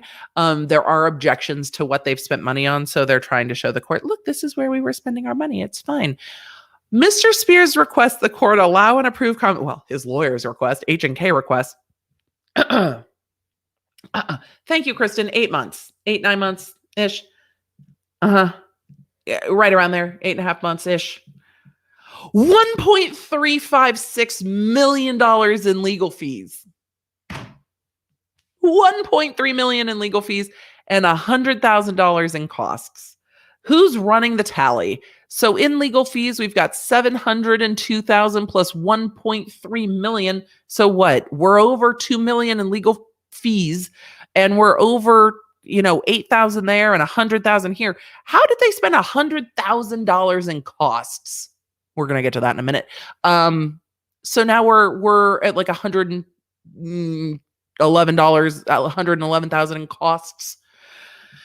Sidley Austin rendered services in connection with Mr. Spears' litigation with Sam Lufty and other litigation matters for the period of November 1st, 2019 through February 28th, 2021. I thought that happened ages ago, but maybe they had to renew something. The services rendered are described in more detail down below, which were filed with the court. Okay, they don't tell us how much it is. Legal services rendered by Russ August and Kabat, RAC. The RAC rendered legal services as counsel for Shiloh Standing LLC, a business entity wholly owned by the conservatorship. I'm very interested what Shiloh Standing LLC does, through which certain of Spears's business matters are transacted for the period of April 26, 2019 and February 28, 2019. Don't we want to know what business they're transacting through there? I feel a deep dive coming on. The services rendered by RAC are described in more details. To James Spears himself. Mr. Spears has continuously rendered services for the benefit of the conservatorship since his appointment in 2008.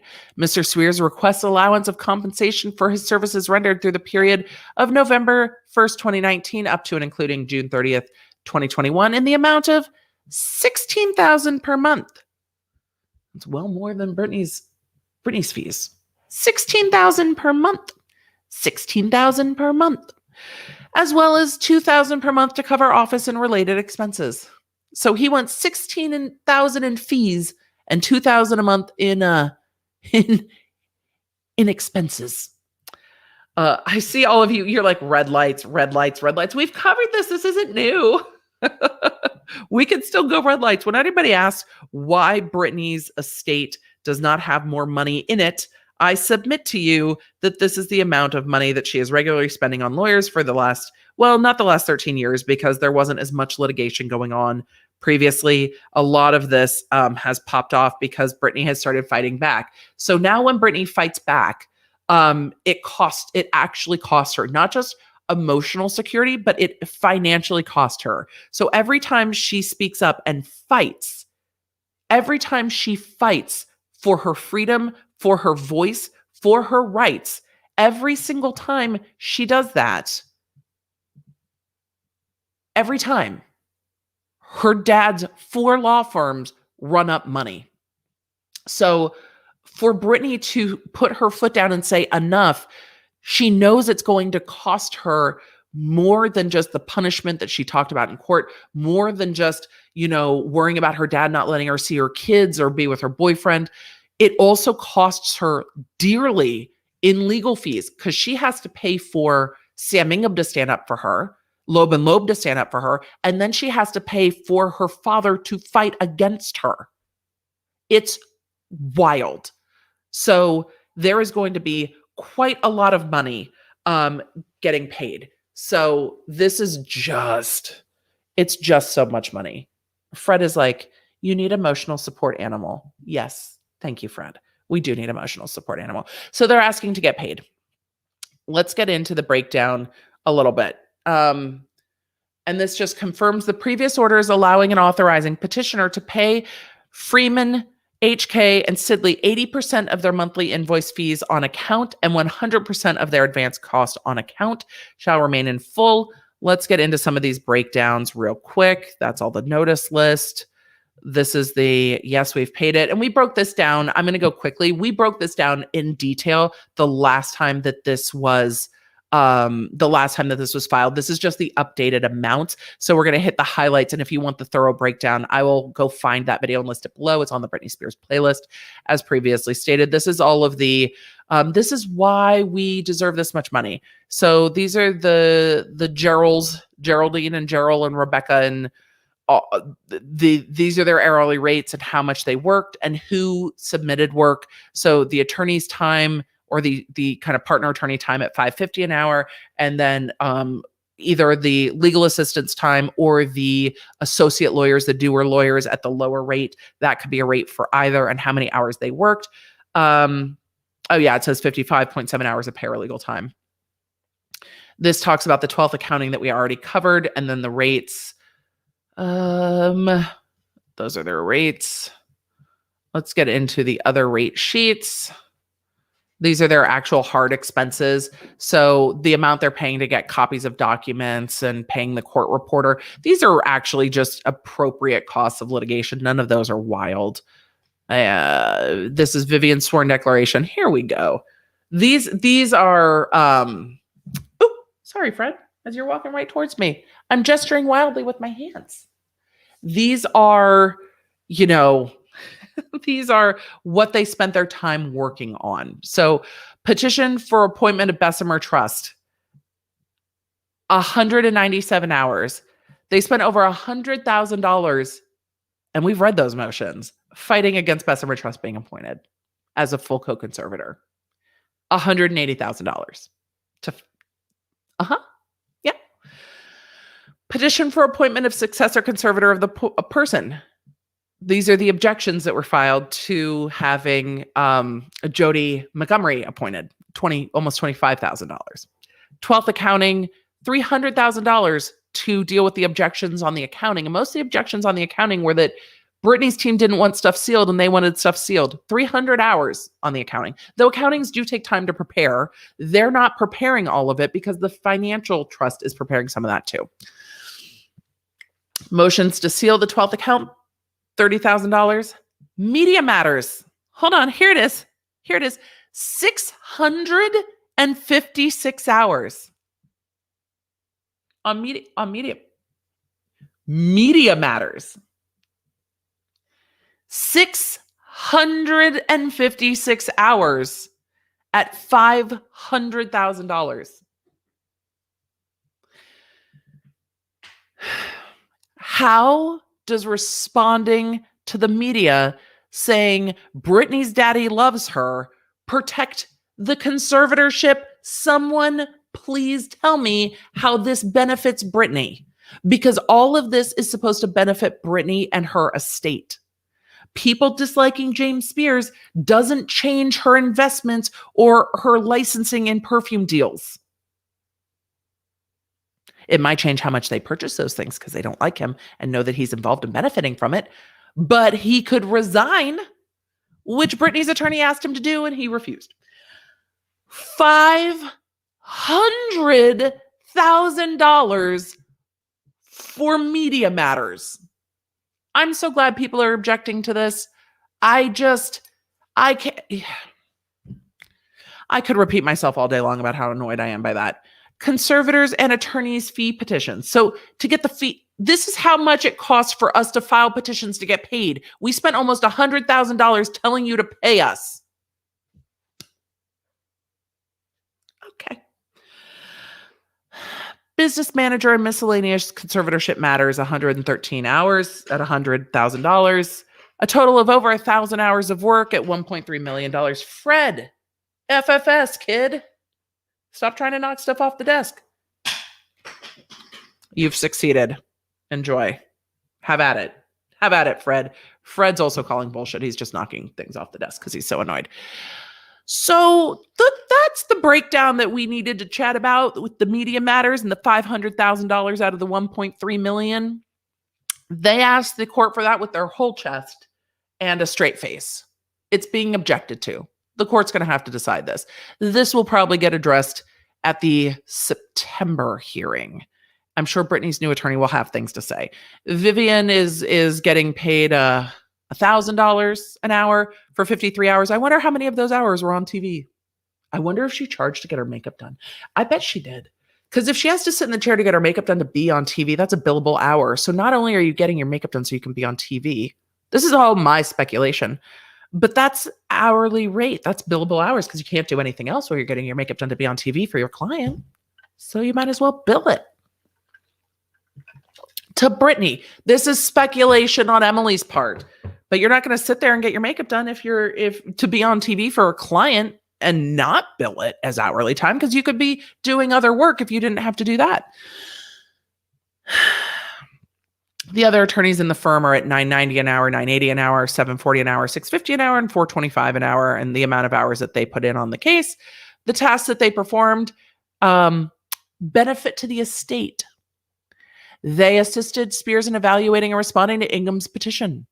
The H&K participated in a process through which Spears and Freeman performed their due diligence to vet Jody Montgomery's involvement in the conservatorship. She's been in since 2019, but I guess this covers that period. They drafted a response to Ingham's petition. 12th accounting. Hold on. We've got to get to the media matters. Petition for appointment. 12th accounting. Motions to seal. We talked about a lot of this. Media matters. And then we're going to move on because there's a bunch of other shit to talk about tonight. This conservatorship has been the subject of intense worldwide media scrutiny, both in traditional news media as well as on social media, and also documentary films. Framing Britney Spears. H&K has assisted Mr. Spears in dealing with the onslaught of domestic and global media matters relating to the conservatorship in order to maintain the privacy of the conservatee and for the protection of the estate from inappropriate or unwanted intrusion. Really? Do we believe it? Because do we believe it?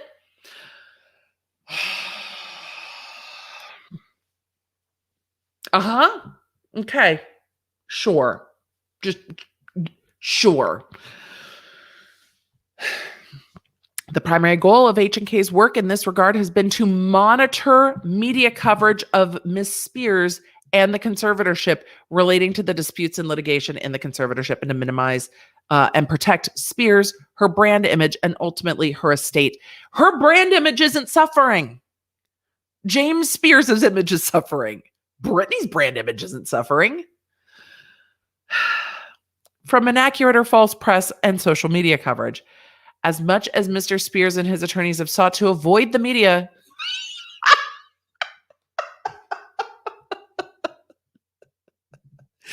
Vivian Thread was in Framing Britney Spears saying Britney's daddy loves her. Come on.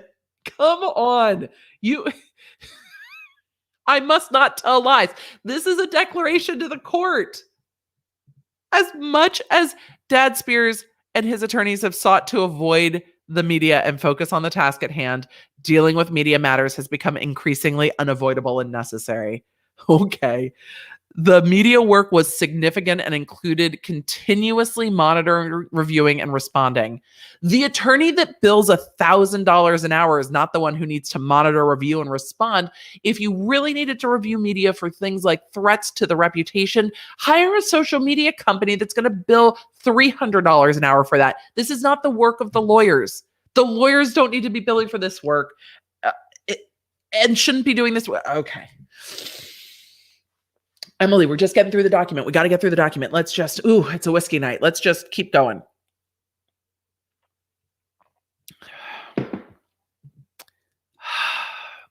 And responding where appropriate to numerous daily reports and inquiries from media outlets like TMZ.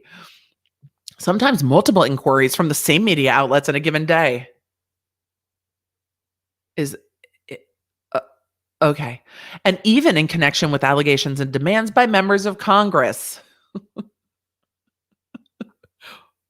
They haven't demanded you to show up. H&K's work has also included careful consideration of filings and related motions to seal and preparation for hearings where media representatives and or the public would be present, preparing statements to say, Daddy loves you. This, okay. HK's efforts resulted in protecting the confidential financial matters of the conservatee. The conservatee's attorney objected to sealing them, disputing content that would be damaging to Miss Spears' brand and image. Figure out who's in charge of the Instagram, because maybe that. And also dispelling much of the inaccurate, misleading, and speculative reporting regarding the conservatorship. But the work is ongoing. Mm-hmm. I think, okay. The negative press and especially false and defamatory media coverage regarding the conservatorship, disputes, and litigation has potential to damage Spears' brand image.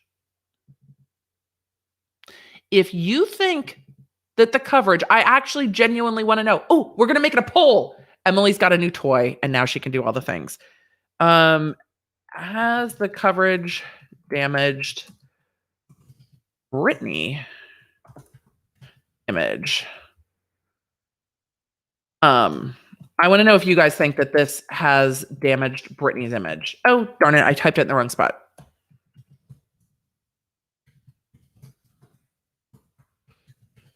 Has the coverage of the conservatorship damaged Britney's image? I want to know what you guys think. And then I will come back and close out this poll. Don't forget to vote in the poll. I'll come back and close out that poll when I'm done covering the fee petition. Because H&K's attention on continuously and ongoing media matters was concentrated in the months of February and March 2021 due to a, quote, documentary. If they didn't like the documentary, why'd you participate in it? I'm just saying, due to the documentary on Miss Spears that was released in early February 2021, as well as false, misleading, and inflammatory allegations against the conservator and relating to the conservatorship made in court or in pleadings. Are they referring to Britney's statements in court? I wonder. Because Vivian has kind of said that Britney has said things that weren't true. Vivian definitely had some thoughts. Well, her client had thoughts in the last court hearing where she was like, we need an opportunity to be heard to respond to Britney's statements because some of the statements are false. Sure. As of this filing, the media attention on Miss Spears and the conservatorship has reached a fever pitch, especially following Miss Spears' appearance and testimony of June 23rd. Because of this, the task of monitoring and dealing with media coverage of Miss Spears and the conservatorship has been a constant daily task. A significant aspect of H&K's work on behalf of the conservatorship is fielding comment requests from the press and, where necessary and appropriate, providing accurate information to the press. Okay. Comment requests have intensified since 2021. You could also have a firm policy that is no comment. That isn't hard to have somebody just respond to. Oftentimes, the requests have been based on speculation, false information, and misunderstanding of the conservatorship proceedings. The work has required careful coordination with Mr. Spears, his attorneys, in order to fact check the statements, formulate responses, and ensure information. You know who they're not talking to? Britney. You know what none of that said that they were talking to?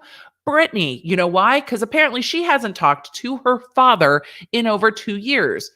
So whose side of the story are they spending the conservatees, Britney's money on getting out?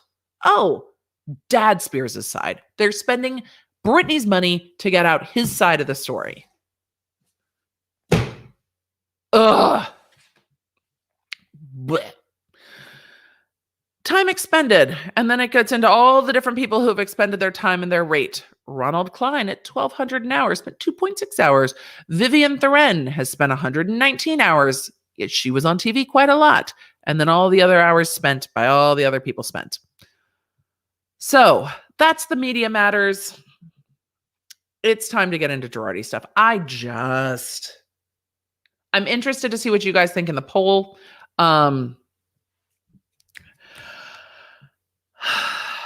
It's frustrating. It's just so frustrating. Britney feels like she has no voice. Britney feels like she can't talk. Britney finally got to address everybody the 23rd. And then the onslaught of media attention means that her dad's law firms are running up legal fees because she finally got to have her voice when he's been getting to put out his side of the story the whole time. It's just infuriating. It's just infuriating. I'm sure you're as frustrated as I am by that. It's just infuriating. It just is. All right, we're going to end this poll. Has the coverage of the conservatorship damaged Britney's image? It looks like 94% of you with over 1,500 votes say no. Right. There's a whole lot of Girardi stuff going on. So there are over 5,600 of you in the chat. Be sure to do the YouTube-y things. Let's talk about Erika Jayne getting sued, and we have to talk about Ron Richards. We have things to talk about there too, and then we're going to get into some questions. And the mods are like, "Really? Yeah, I know. We've been on an hour and 45 minutes. We're gonna move fast." Real Housewives of Beverly Hills, Erika Girardi has been sued inside the bankruptcy court. I talked about this on Up and Adam. We're going to go over it quickly. The lawsuit is alleging that she received over $250 million? No, not 200, $25 million. See, look, $25 million that she wasn't entitled to. Those funds are, Fred, you can't do that way. Fred is trying to jump into my lap under the desk, but there is not Fred space between my lap and the desk. You're going to have to come up here, buddy. Erika, we said at the beginning of all of this that she was going to get sued inside the bankruptcy court. The bankruptcy court is the umbrella over all of these proceedings, trying to get back as many assets as they can to dole them out to the creditors. The creditors being those that should have been paid mostly by Tom Girardi, or in the personal side of the bankruptcy by Tom Girardi and Erika listed as a co-debtor because they were married and are still married.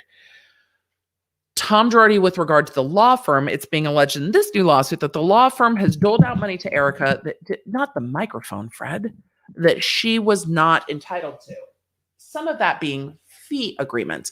So when you're a lawyer and you get paid your fees, you're not supposed to assign those to non-lawyers.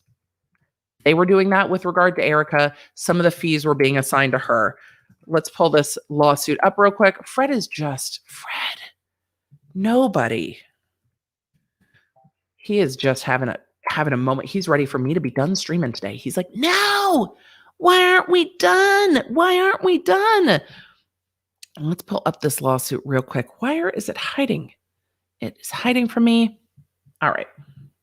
It's no longer hiding from me. Let's pull it up. This is inside the bankruptcy court. Okay, I'm going to back up one more second. Ron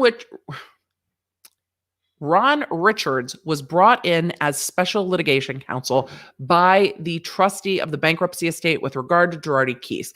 Axe Law Firm and Boris Trazian was brought in with regard to Tom Girardi as an individual in that side of the bankruptcy.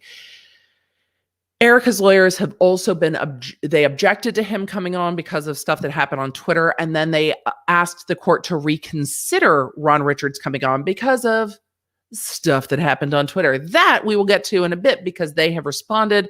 I had the dates wrong. I had the previous dates like 2 weeks ago, and it got extended from after July 2nd to today. So those responses have been filed, and we'll get into those too. They are trying to essentially yeet him out of this bankruptcy based on Twitter. I said that one of the things that's going to happen is in the bankruptcy, under the umbrella of bankruptcy, Erika was going to get sued. And that has happened. I have been keeping an eye out for this. We knew this was coming. I'm sure Erika's attorneys knew this was coming. And now it's here. So that's why it looks this way, because this is a lawsuit filed inside of the bankruptcy. This is the bankruptcy. This is the lawsuit. The trustee suing Erika Girardi, EJ Global LLC, and Pretty Mess Inc. her companies, alleging that the two companies are kind of part and parcel with her. These are her business entities that helped receive the money. We're not going to get into all of the causes of action in depth. It's declaratory relief, turnover of property to the estate, give it back. Avoidance and recovery of fraudulent transfer, give it back and don't take any more. Conversion, that shit's not yours, and then give it back. Constructive trust, we're going to hold it over here so that you can't have it while we sort it all out. Account stated, open book account, money had and received, unjust enrichment, and accounting. So a lot of it's looking for getting into the books, the court ordering accountings, and more formally getting into where did the money go, but then also alleging this fraudulent transfer and trying to get the property back that they're alleging got turned over. We know who the parties are. Erika Girardi is an individual that resides and or has conducted business within the jurisdiction. EJ Global LLC is an LLC conducting business and controlled by Erika. Pretty Mess Inc. is a California corporation and is owned and controlled by Erika. The defendants collectively are Erika and the businesses. I'm just going to refer to them as defendants or Erika. They're alleging that in August 2012, there was a settlement action in San Bernardino. After that settlement action, there were payments. They're calling it lottery payments because it's regarding the state lottery, not because it's an actual lottery to get the legal fees, but because that's part of the case.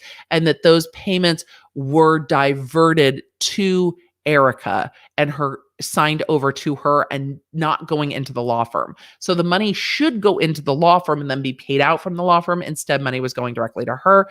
They are alleging that she has received more than $240,000 in payments between 2012 and 2021, and that she's scheduled to receive $78,000 more between 2022 and 2025.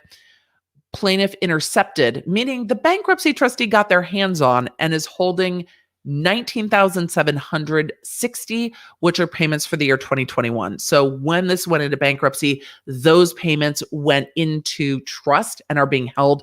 They did not go to Erika. So they intercepted the year of 2021 and is it being held in a trust pursuant to an agreement with Erika. So she agreed to something with regard to this at some point and knows that this is going on and is probably now aware that she never should have been assigned those payments in the first place because those are legal fees that should have gone into the law firm. Plaintiff is informed and believes that the lottery payments belong to Girardi Keese. So this is talking about $240,000 in payments that she had been paid and future payments of $78,000, which will probably be easier to bring back in to the bankruptcy estate, and then trying to get her to pay the $242,000. Now there's more, but wait, there's more. Plaintiff is informed and believes that defendants received jewelry and other luxury items purchased using the debtor's funds, the law firm funds. Was Tom buying gifts for Erika out of law firm funds? That's what they're alleging here. Things were purchased for her from the law firm funds. Here's what's interesting about that. With regard to the marital property on the other side of the bankruptcy, Tom Girardi as a person, Erika's arguing that the things she got were gifts. They're gifts. They don't go back into the marital estate, so they don't get liquidated the same because they were gifts. Well, the law firm can't just gift you stuff that you don't have to give back. So they are trying to say these were improper purchases and they should be given back to the law firm. They're not going to be protected the same way, and the analysis won't be the same.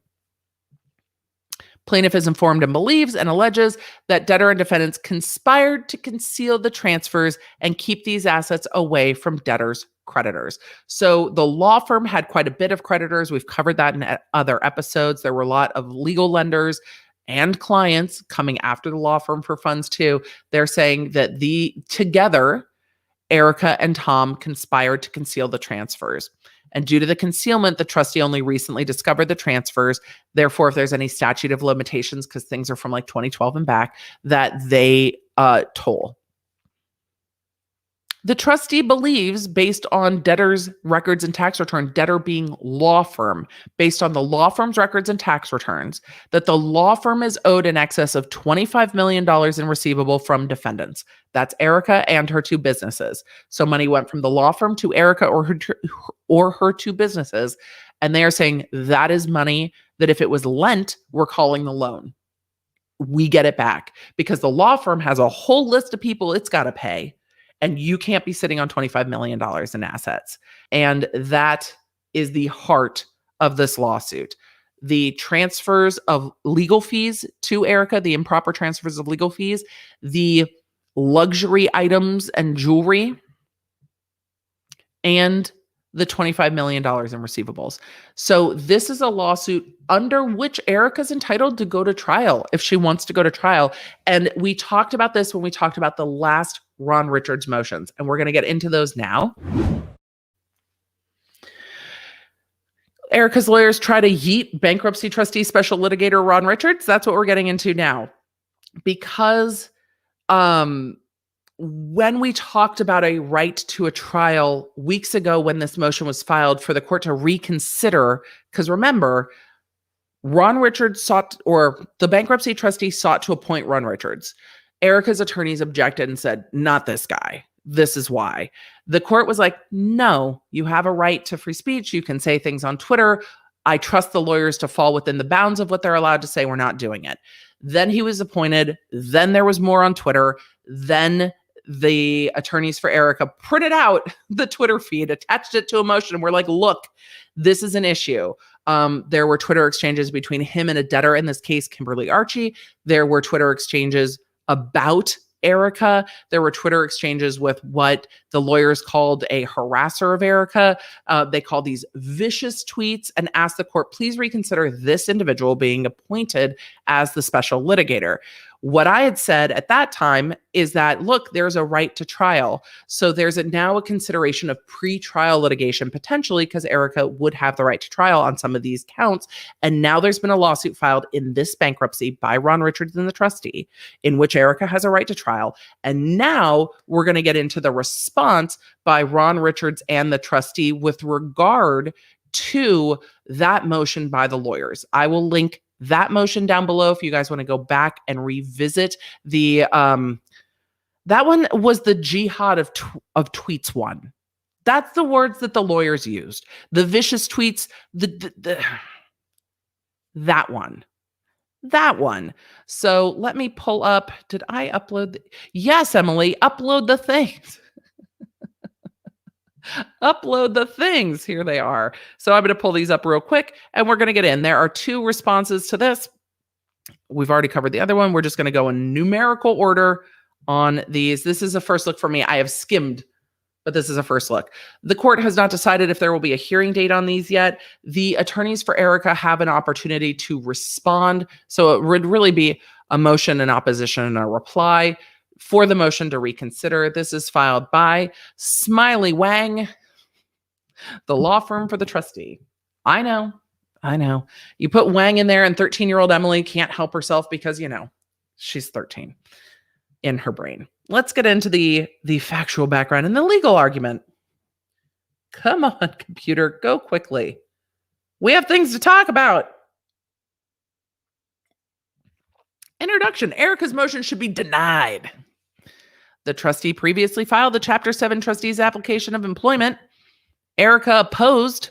The court granted it and said it was fine. Under appointment as special litigation counsel, the Richard firms moved quickly to investigate the estate claims of Erika, filing a series of motions for examinations. True story. It was a bunch of litigation. It was a plethora of filings. They move very quickly because the part of the fear is as one's aware of this, you don't want the assets to get spent, misplaced, hidden. You don't want the assets to disappear. So you want to move quickly to try to track things down as quickly as possible. With these motions granted, examinations are currently pending and scheduled to take place within the coming week. The Richards firm, on behalf of the trustee and estate, also filed a complaint against Erika and several related entities. We just covered that. Faced with an impending investigation and the complaint, Erika now brings the motion to thwart. Well, the impending investigation was going on. The complaint is new. So the complaint came after Erika's attorneys asked for the reconsideration. So the timing on that, it misleads on the timing, I think, a little, but I get what they're saying. Erika brings the motion to thwart the trustee's efforts to investigate and pursue her and to undermine the trustee's right to choose counsel. I think part of their view of this is that Erika is fighting like hell to slow this process down. They have been granted 2004 examinations. Those are like depositions, sworn depositions of Erika's family law attorney, of Erika's, landlord, of others that have been paid by her to be like, how are you getting paid? What accounts are you being paid out of? What have you been paid? What financial records have you reviewed? And to start investigating where the money's coming from and track down that money trail. Erika's expressed willingness to cooperate with the trustee is nothing more than empty words. Her actions speak far louder. Ooh, footnote, is it sassy? Let's see. As discussed in more detail later, Erika has since filed a series of oppositions interfering with the trustee's administration of the estate. She has also attempted to disrupt the investigation of claims by special litigation counsel in Tom Girardi's individual case by filing a late opposition. We're going to get into those next week. Don't you worry. We can only do one bankruptcy at a time because Britney got her own attorney this week. It's been a busy week. Britney got her own attorney the same day Erika got sued. It's been a lot this week. And then the mascara tears happened. It's been a week. Erika is well aware of the motion's effects if granted. Yes, it will delay all of this shit quite a lot. Shit being all the legal motions. If the court grants the motion, the trustee will be left without special litigation counsel to investigate and pursue the claims. Well, they'll have to find a new one. And the trustee's investigation will effectively cease until the trustee finds qualified counsel to replace the Richards firms. Not only will the estate have to incur additional expenses of seeking approval of new counsel, the investigation and pursuit of claims will be stalled. The delay may negatively impact the trustee's investigation and pursuit of claims. There is no reason for the trustee to suffer this prejudice caused by unnecessary delay. More importantly, there are no legal grounds to grant the motion. Despite her extraordinary request, Erika makes no serious attempt to abide by the standard governing the motions under FRCP 59E. Rather than following the correct standard under Rule 59E, Erika relies on inadmissible evidence, Twitter, purported violations, California Business and Profession Codes, and Rule 3.6 of the California Rules of Professional Conduct. No such violations have occurred. Moreover, the issue of the alleged violations has no bearing on whether or not the motion can be granted. Erika is not free to pick and choose whatever standard she prefers. Ninth Circuit precedent binds this court, not Erika's whim. The shade. The shade. The shade. The precedent for how you govern it, and the court will have to decide, is the rule appropriate, or should we be looking at the rules of professional conduct? There's no basis to grant the motion. The Richards firms has fully complied with the federal rules. It's FRCP, not FRBP. What? Oh no, they're talking about bankruptcy. Comply with FRBP 2014. Erika has not highlighted other proper grounds for reconsideration under 59E. In fact, makes no argument that there is actual conflict that precludes the Richards firm from serving as special litigation counsel. And furthermore, Erika has no standing. Always back to the standing. Can she bring the motion? No. And they're saying she can't bring the motion. She doesn't have standing. She can't pick the person that's against her. She has to just deal with it. The trustee's investigation and pursuit of claims against Erika must continue without further interference. We know the factual background. We've been through it multiple times. This is just a recitation of the court order on June 8th. On June 8th, the court held a hearing on the application. A transcript is attached as Exhibit 1. At the hearing, Erika requested that the court issue a gag order against Richards because based on certain out-of-court statements, based on Twitter. However, the court made it clear that it would not issue any gag order against Richards, saying the following: the court, I'm not going to issue a gag order. I don't even know if I have the power to do that at all. I'm not going to. I can't and would not stop him, Richards, from exercising his First Amendment rights. So I'll leave it at that. Mr. Maston, Erika's lawyer. Okay, fair enough. Ultimately, the court granted the application and stated, I am satisfied that there is no conflict. I will approve the application. There was an issue about whether there was an actual or perceived an actual conflict in this. That was cleared up for the court. So the court didn't really seem to address the argument that Richards was being mean, being a big meanie to Erika on Twitter. That didn't seem to really be addressed. Item B, the trustee's ongoing investigation. We know they have dug into Erika. Since the court granted the application, the Richards firm has started conducting the investigation. and filed several motions for examinations under Bankruptcy Procedure 2004. June 18th, the trustee filed the motions, and this lists all the motions that have been filed. We've gone over them as they've been filed, seeking those, deposition-like evaluations of people being paid by Erika for the accountants for really tracking down where the money is, including Erika's landlord, family law counsel, business manager, and those have all been granted. Erika's efforts to interfere with the trustee's case. The trustee is ceaselessly working to protect the former clients of the debtor and ensure that they have qualified counsel representing their interests in order to protect the debtor's clients. Interesting. The trustee has continued to file motions and transition their case to competent counsel. Because not only does the trustee have to try to find the money for the past clients, the trustee also has to find lawyers for the existing clients. Thousands of them, because we know that there were 8,000 clients with regards to the Porter Ranch cases. So it is a lot. Prior to the court granting the application, Erika did not oppose any of the trustee's motions. No, it's just Richards. No, it's clear. It's clear. It's clear. This gets into the motions that have been transitioned, including transitioning the NFL concussion litigation to another law firm, transitioning other large litigations. This is a mesh litigation, and that transitioning those big cases to other law firms to deal with, because those are assets of the estate. After the court granted the application, Erika proceeded to file several oppositions to the transition motions. On June 28th, Erika objected to the transition of the NFL concussion case. On July 7th, an opposition to the transition of the mesh litigation case. Both motions are set for hearing August 10th at 2 p.m. They get into the legal argument, reconsideration being an extraordinary remedy, what the proper standard is, arguing that the standard argued by Erika's lawyers is not the appropriate standard, that the court needs to apply the appropriate standard, that Erika does not have standing to bring a motion because she's a litigant. She is not a person aggrieved. A person aggrieved is one whose pecuniary interests are directly adverse affected.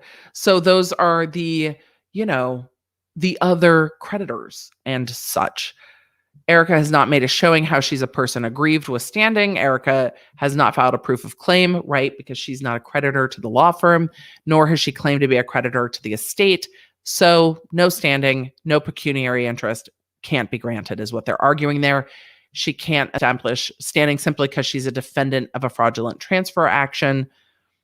They get into the Ninth Circuit's rulings on cases similar, and then they talk about no grounds under these federal rules of the federal rules of evidence. So let's go on to there should be declarations that are attached.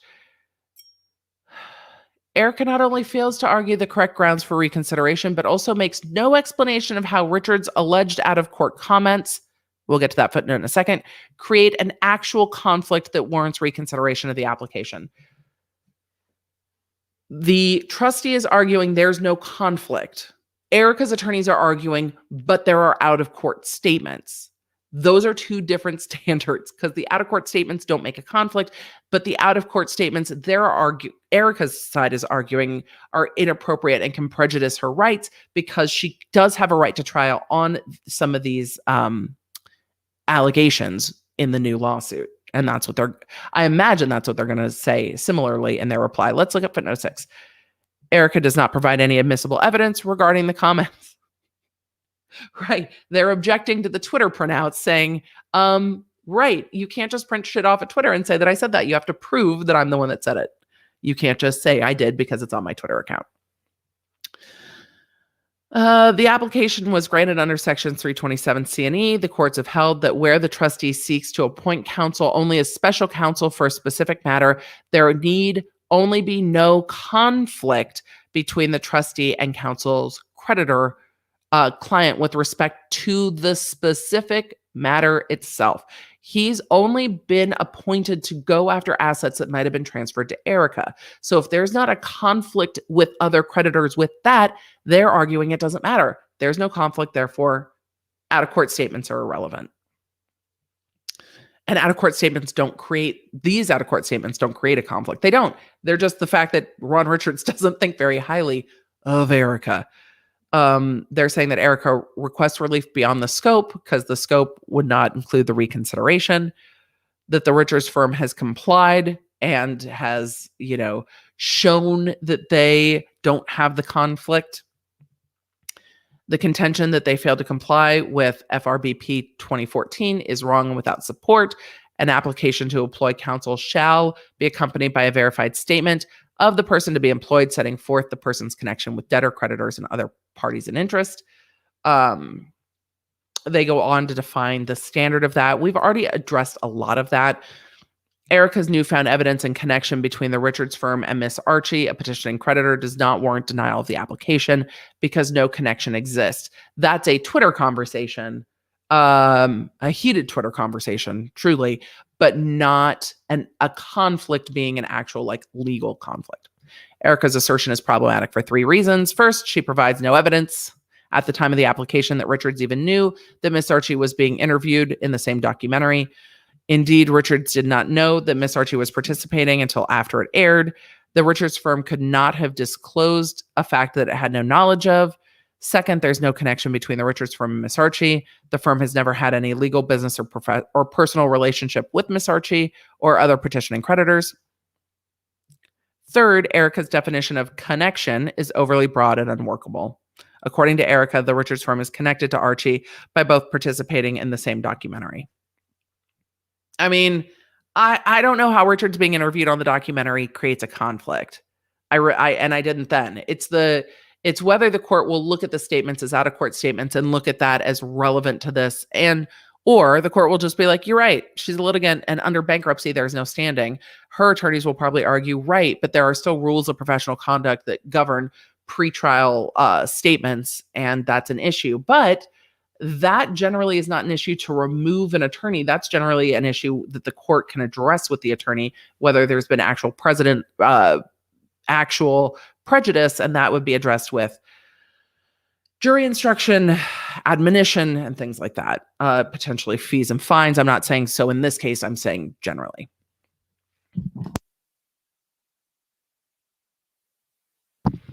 And then they're arguing the delay aspect of this, which they're really alleging is kind of the heart of this, that Erika's attempt to undermine any pending investigation and the pursuit of claims against her is clear. She opposed a motion to approve a stipulation for relief from stay, so special litigation counsel for trustee Tom Girardi's case could proceed against her. That we talked about, that's with regard to the other case. We chatted about it on Tuesday. Erika has demonstrated that she is willing to now impede the trustee's efforts to protect the victims of debtor by opposing the trustee's recent motions to transition cases. Prior to granting the application, Erika did not oppose any of trustees' similar motions. Conclusion, don't do that. Declaration of the trustee. This is, hey, the estate would there would be expenses if the court denied this because I'd have to go find new counsel. Declaration of Richards is kind of the history of the timing of the thing, of the application hearing, of the order, of the business relationships or other relationships with Kimberly Archie that don't exist, therefore no conflict. I've never received a request from counsel for Erika to remove or modify any of my posts about Erika for inaccuracies. No one from Erika Girardi's management has ever complained about anything that could be attributed to my office to be inaccurate or untrue. I have never met or spoken with Erika Girardi and have no personal agenda whatsoever related to her. I am only taking direction from my client, the trustee. Signed by Richards. Exhibit 1 being the transcript of that court hearing, which if you're interested in, we can get into another time. We don't need to vet that entire transcript of that last hearing, but depending on what happens in this hearing, it might be interesting to look at. There is one more opposition with regards to this. Now that we're over 2 hours in, I know there was a lot to cover tonight. I always go, I should just not do weekly roundup. And then there's stuff I really want to talk about. And then we end up being here on Friday night forever. It's a lot of stuff, but we're doing it. We're doing an overview. We're doing it well. Thank you, mods. Go ahead and give the mods some love in the chat, and I'll be back in the chat in just a minute. Because this is the Special Litigations Counsel's opposition to the motion of Erika Girardi to reconsider. This is Richards' motion. The last one was the bankruptcy trustee's motion. So there's two oppositions. Introduction. Erika's reconsider motion is a thinly veiled attempt to derail Special Litigation Counsel's investigation of Girardi among other potential targets in tracing the theft of funds from debtor's estate. Girardi's motion is dead on arrival because in addition to fundamental procedural deficiencies based on a lack of standing, the motion is merely designed to preempt Richards as Special Litigation Counsel from conducting the tasks this court has ordered Mr. Richards to perform. The motion should be denied based on various procedural and substantive grounds. Lack of standing, which we've talked about. Lack of standing. Alternatively, the motion should be denied because it's based on a false premise that Richards should be bound by a gag order. The requested gag order would be unconstitutional. There is grounds to have a discussion about pre-trial statements. However, those normally wouldn't fall under a reconsideration like this. This case is a unique circumstance, and I'm interested to see what the court will do. If the court is persuaded by the standing argument, the court's going to be like, you don't have standing, and then move on. You don't have standing to bring the reconsideration motion. The strongest points of the original objection were a potential actual conflict because it was argued by Erika's attorneys that there was a similar pool of money that Richards was going after both for the trustee and for another client. That was resolved prior to that being filed, and it was pointed out in the response saying, no, there is no conflict here. This was resolved. That was really the strongest argument, that there was an actual conflict, not the statements. And so now to try to reconsider it without an actual conflict, I think the court might be persuaded by the standing argument, even though it's clear that Erika doesn't like what Richard says on Twitter. I don't always like what's like the pretrial conversation sometimes makes me uncomfortable, but my comfort or lack of comfort isn't the standard, nor is Erika's comfort or lack of comfort. The court said they're not issuing a gag order. Richards can say what he's going to say. And if the court does have an issue with it down the road, that becomes a matter really for admonition by the court, or not saying it would happen in this case, but or sanctions. Like those are the remedies, and potentially a jury instruction. But those are the potential remedies, not necessarily reconsideration. And that's what they're arguing here. So let's see. Ms. Girardi is asking the court to silence Richards prospectively by issuing a gag order, to punish Richards by removing him from this case for exercising free speech rights in tweeting about the case in the past. Ms. Girardi's requests are both flawed. The tweets aren't all in the past, but I think since the last motion, I have not looked carefully, but I don't know if there's been tweets about her since the last motion, but there were tweets between the time that he was appointed on this case and the time Erika's attorneys brought the motion saying that the tweets were vicious. So there was that. But vicious tweets with lack of standing doesn't really get you to a remedy. I could see the court very easily saying you have lack of standing and then saying, counsel, what we're not going to do is get into a Twitter war. Everyone stop. I could very honestly see that being the way that the court chooses to handle it, because removal is a pretty drastic remedy. It'll be interesting though. Richards talks about the standard with gag orders. They say that Ms. Girardi has argued that she has a protected competing interest in having a fair trial, which is, fair, but she's not satisfied her evidentiary burden under this test, where a party contends his or her right to fair trial has been or will be compromised by pretrial publicity. The law has long imposed that the party, the burden of producing evidence to establish the prejudice. They're going to argue that the evidence is not perfected because it's literally a computer screen printout of alleged tweets, and that doesn't prove that they are actually tweets. Girardi does not even attempt to present evidence to prove that the comments attributed to Richards have created a threat of general bias against her, while she merely speculates that the mere risk of such bias could lead to an unfair trial. Case authorities quote, demonstrate that pretrial publicity, even pervasive adverse publicity, does not inevitably lead to an unfair trial. I would be interested if this is talking about a attorney in the case speaking, or if they're talking about pretrial press with regard to the press. Even in criminal cases where one's liberty is at stake, the remedy sought by Mr. Girardi is generally unavailable.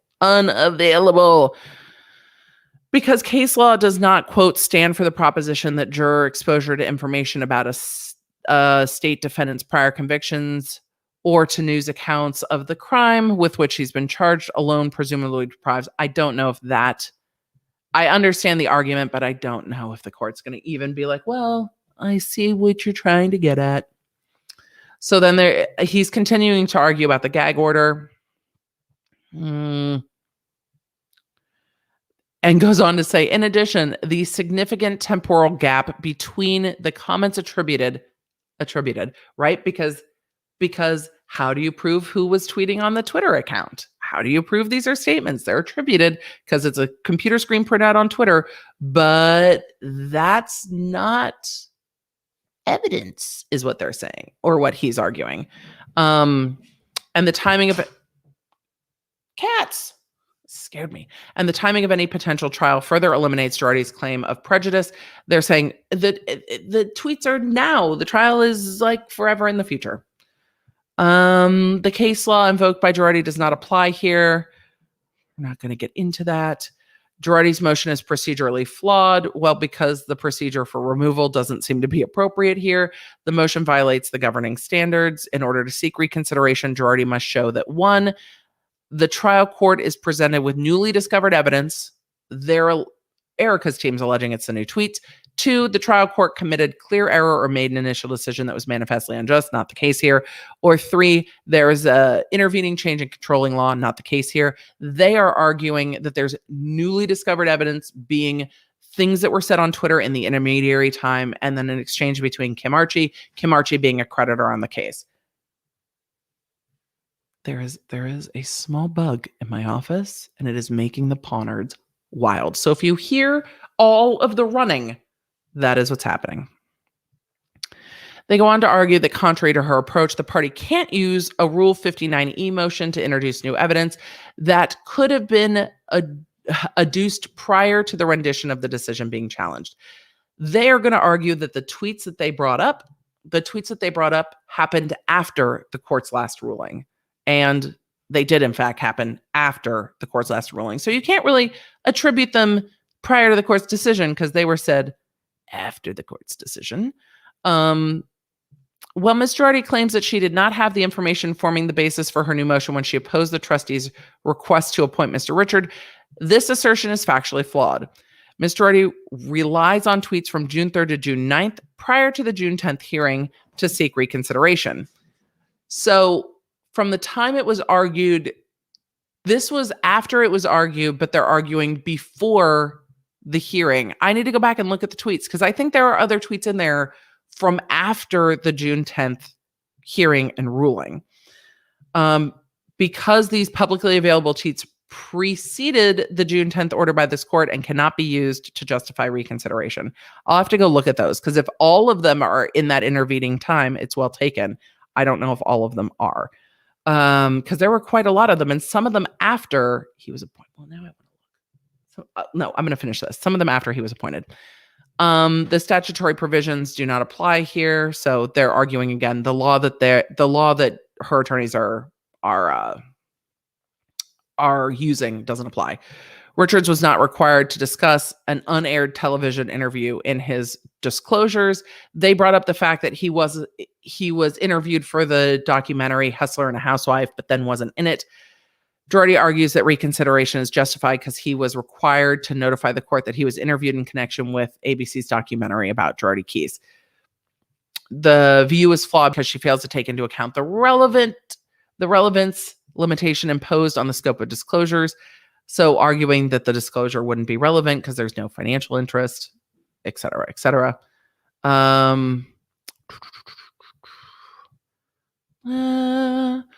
The uncontroverted evidence shows there's no conflict. Again, this is a legal conflict, not just he says things on Twitter. The court should consider the broader picture in evaluating the true motive. Hey, this seems like a delay tactic. Is it or is it not? This motion's ulterior motive is to prevent Richards, who is close to finding out where her $500,000 plus in legal fee payments are coming from, to track the source of these payments. This is a significant sum of money for someone to have to spend in this context. So, motive. Look at the motive. And this again talks about all of the motions that are coming up where people are going to be deposed to ask them where they're getting the money from. This is a similar statement to the last one. And let's see. I've never met Kimberly Archie nor worked with her on the documentary. Well, right. You would have been interviewed separately. There's nothing to disclose. I was not paid for any interview for this case, nor was my interview aired on television. No contract with any production company. Prior to Mr. Mastin being terminated for Mr. Borges, these are Erika's attorneys, I had no conversations with him on this matter because he canceled our only meet and confer. We just had a couple of emails about scheduling, nothing of substance. We have had one other matter together and I settled it. I have nothing but a professional relationship with Mr. Mastin, and no time did Mastin ever ask me to remove the materials. I only have high regard for Mr. Mastin. Mr. Borges, the new lawyer, appeared in this case prior to filing the reconsideration motion. I contacted and asked if he was coming into the case after seeing his filed appearance. I offered to meet and confer and discuss new issues or concerns. At no time did Borges meet and confer with me about any concerns about any First Amendment activity of mine. Instead, hours later, he just filed this motion for reconsideration at 11:59 p.m. The motion is a tactical, transparent attempt to disqualify my office. We have spent over 300 hours on this matter. It would be a substantial loss to both our client and the firm were we disqualified.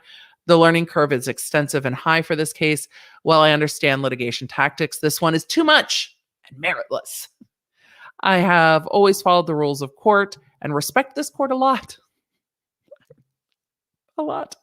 Had this court wanted a gag order, I would have complied until it was reviewed. I would have complied until it was reviewed when I appealed it. Me reading into that.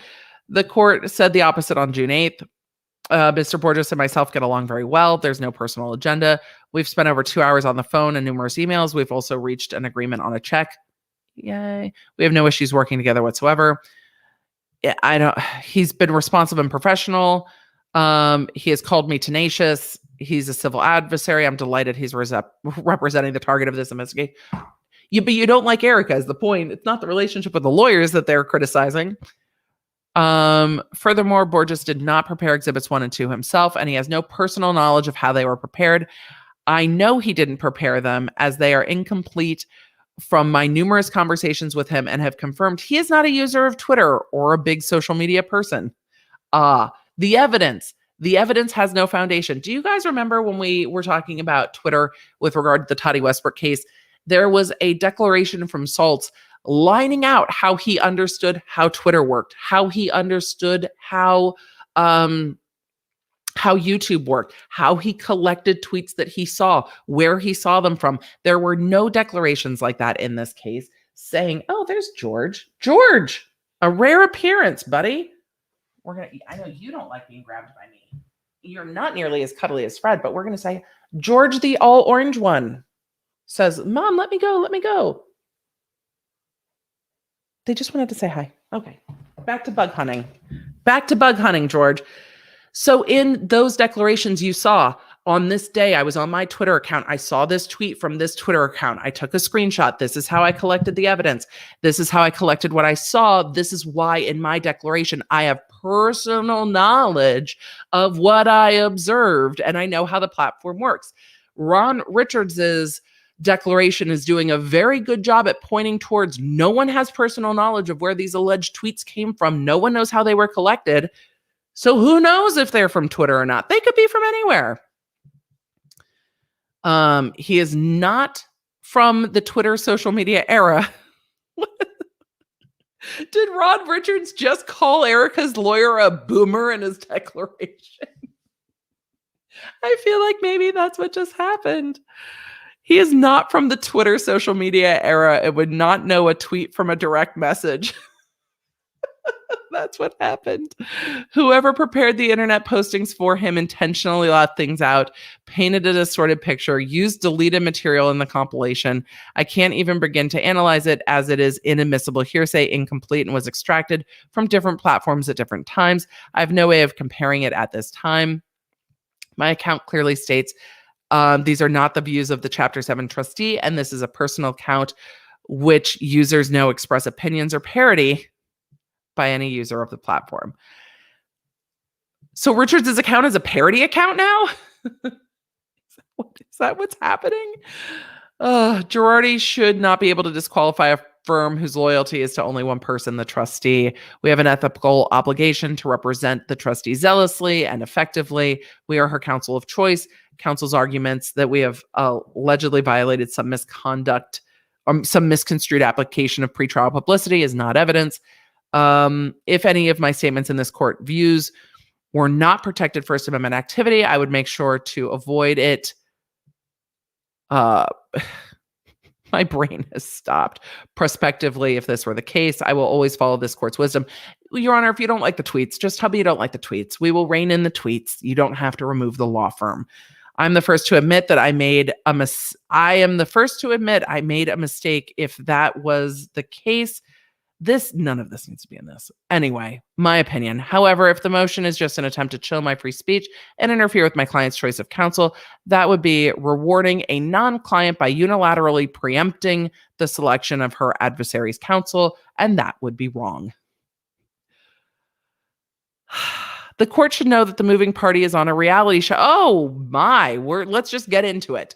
This court should know that the moving party is on a reality show where she has consented to have her entire private life put on public domain for criticism, over-the-top displays of wealth, and flaunting of Jules' servants, cars, and staff. She has done so consistently with the knowledge that there are hundreds of clients who have their lives disrupted by the firm she claims to own half of. I mean, she said she didn't have a prenup. Did she claim to own half the firm? Please remind me, because I don't remember. There are staggering losses in the double tens of millions of dollars. That's an odd way to say that. Even as recently as last week, Ms. Girardi was flaunting the wealth on a large $40,000 private jet wearing expensive jewelry. The Jaguar ring! I personally saw the footage of her boarding the jet. We don't know whose jet it was, though.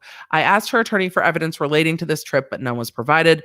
The alleged victims of these transfers of their settlements, the attorney who didn't get paid, and the lenders who are out tens of millions of dollars all have to wonder is that our money? Wait a second.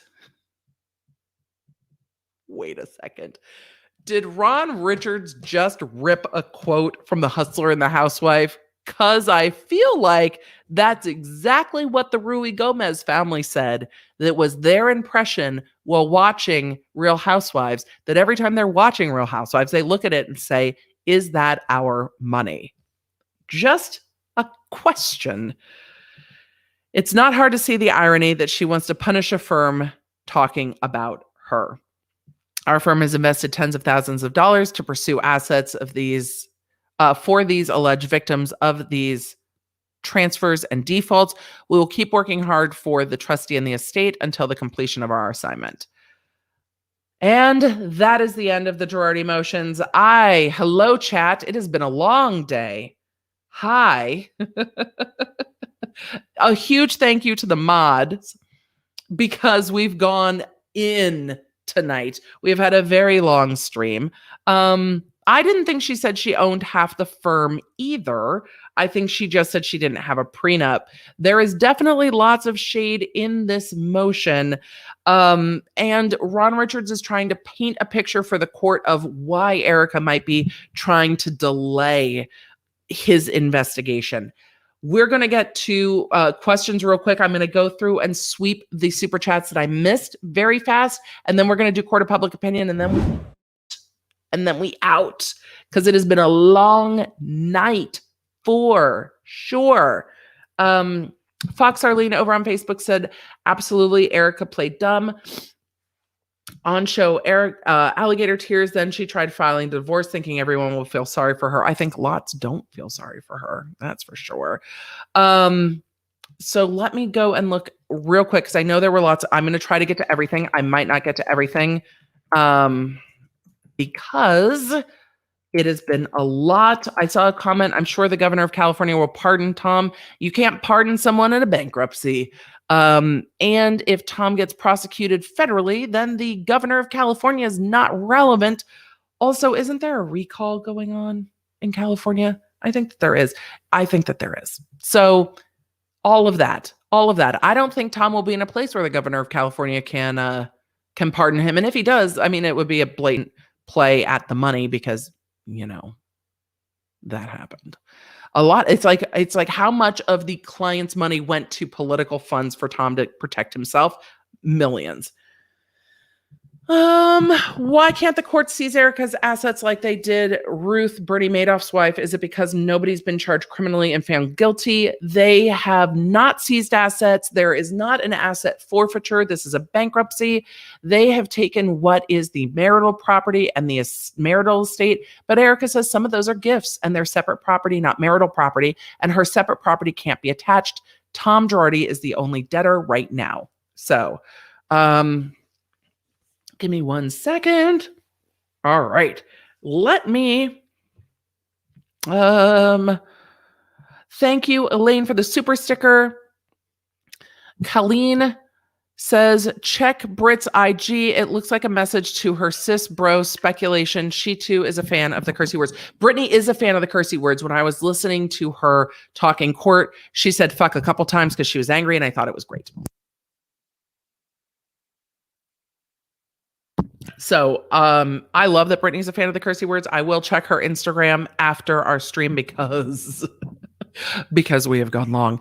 Jay Thompson said, yay for Britney finding her voice.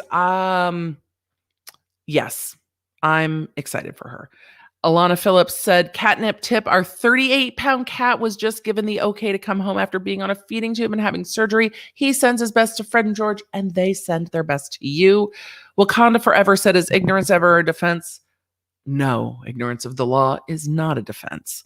You don't have to know it's illegal for it to be illegal. You don't have to know it's a problem for it to be a problem. Hannah Schultz said, thoughts on Erika calling her new home small? Look, when we moved from Southern California to Tennessee, we lived in a 910 square foot home in Southern California before we moved to Middle Tennessee with 4 people. So her saying to the other women, oh, it's so small. Thoughts on Erika calling her new home small? Yeah, I don't think it's small. Seems super ungrateful considering there's a pool, outdoor living space with over 2,000 square feet. Yeah. Yep. Eric F. said, random question, but have you heard anything about the Shannon Doherty Allstate lawsuit? She was in court on July 13th. Haven't seen any updates. I have no idea. No, but I will look. Always interested in an X90210 lawsuit. John said RR might have overstepped on Twitter and seems to know it because he's pretty silent on the Girardi stuff lately. I mean, there's something that can get you removed, and then there's stuff the court just might not like.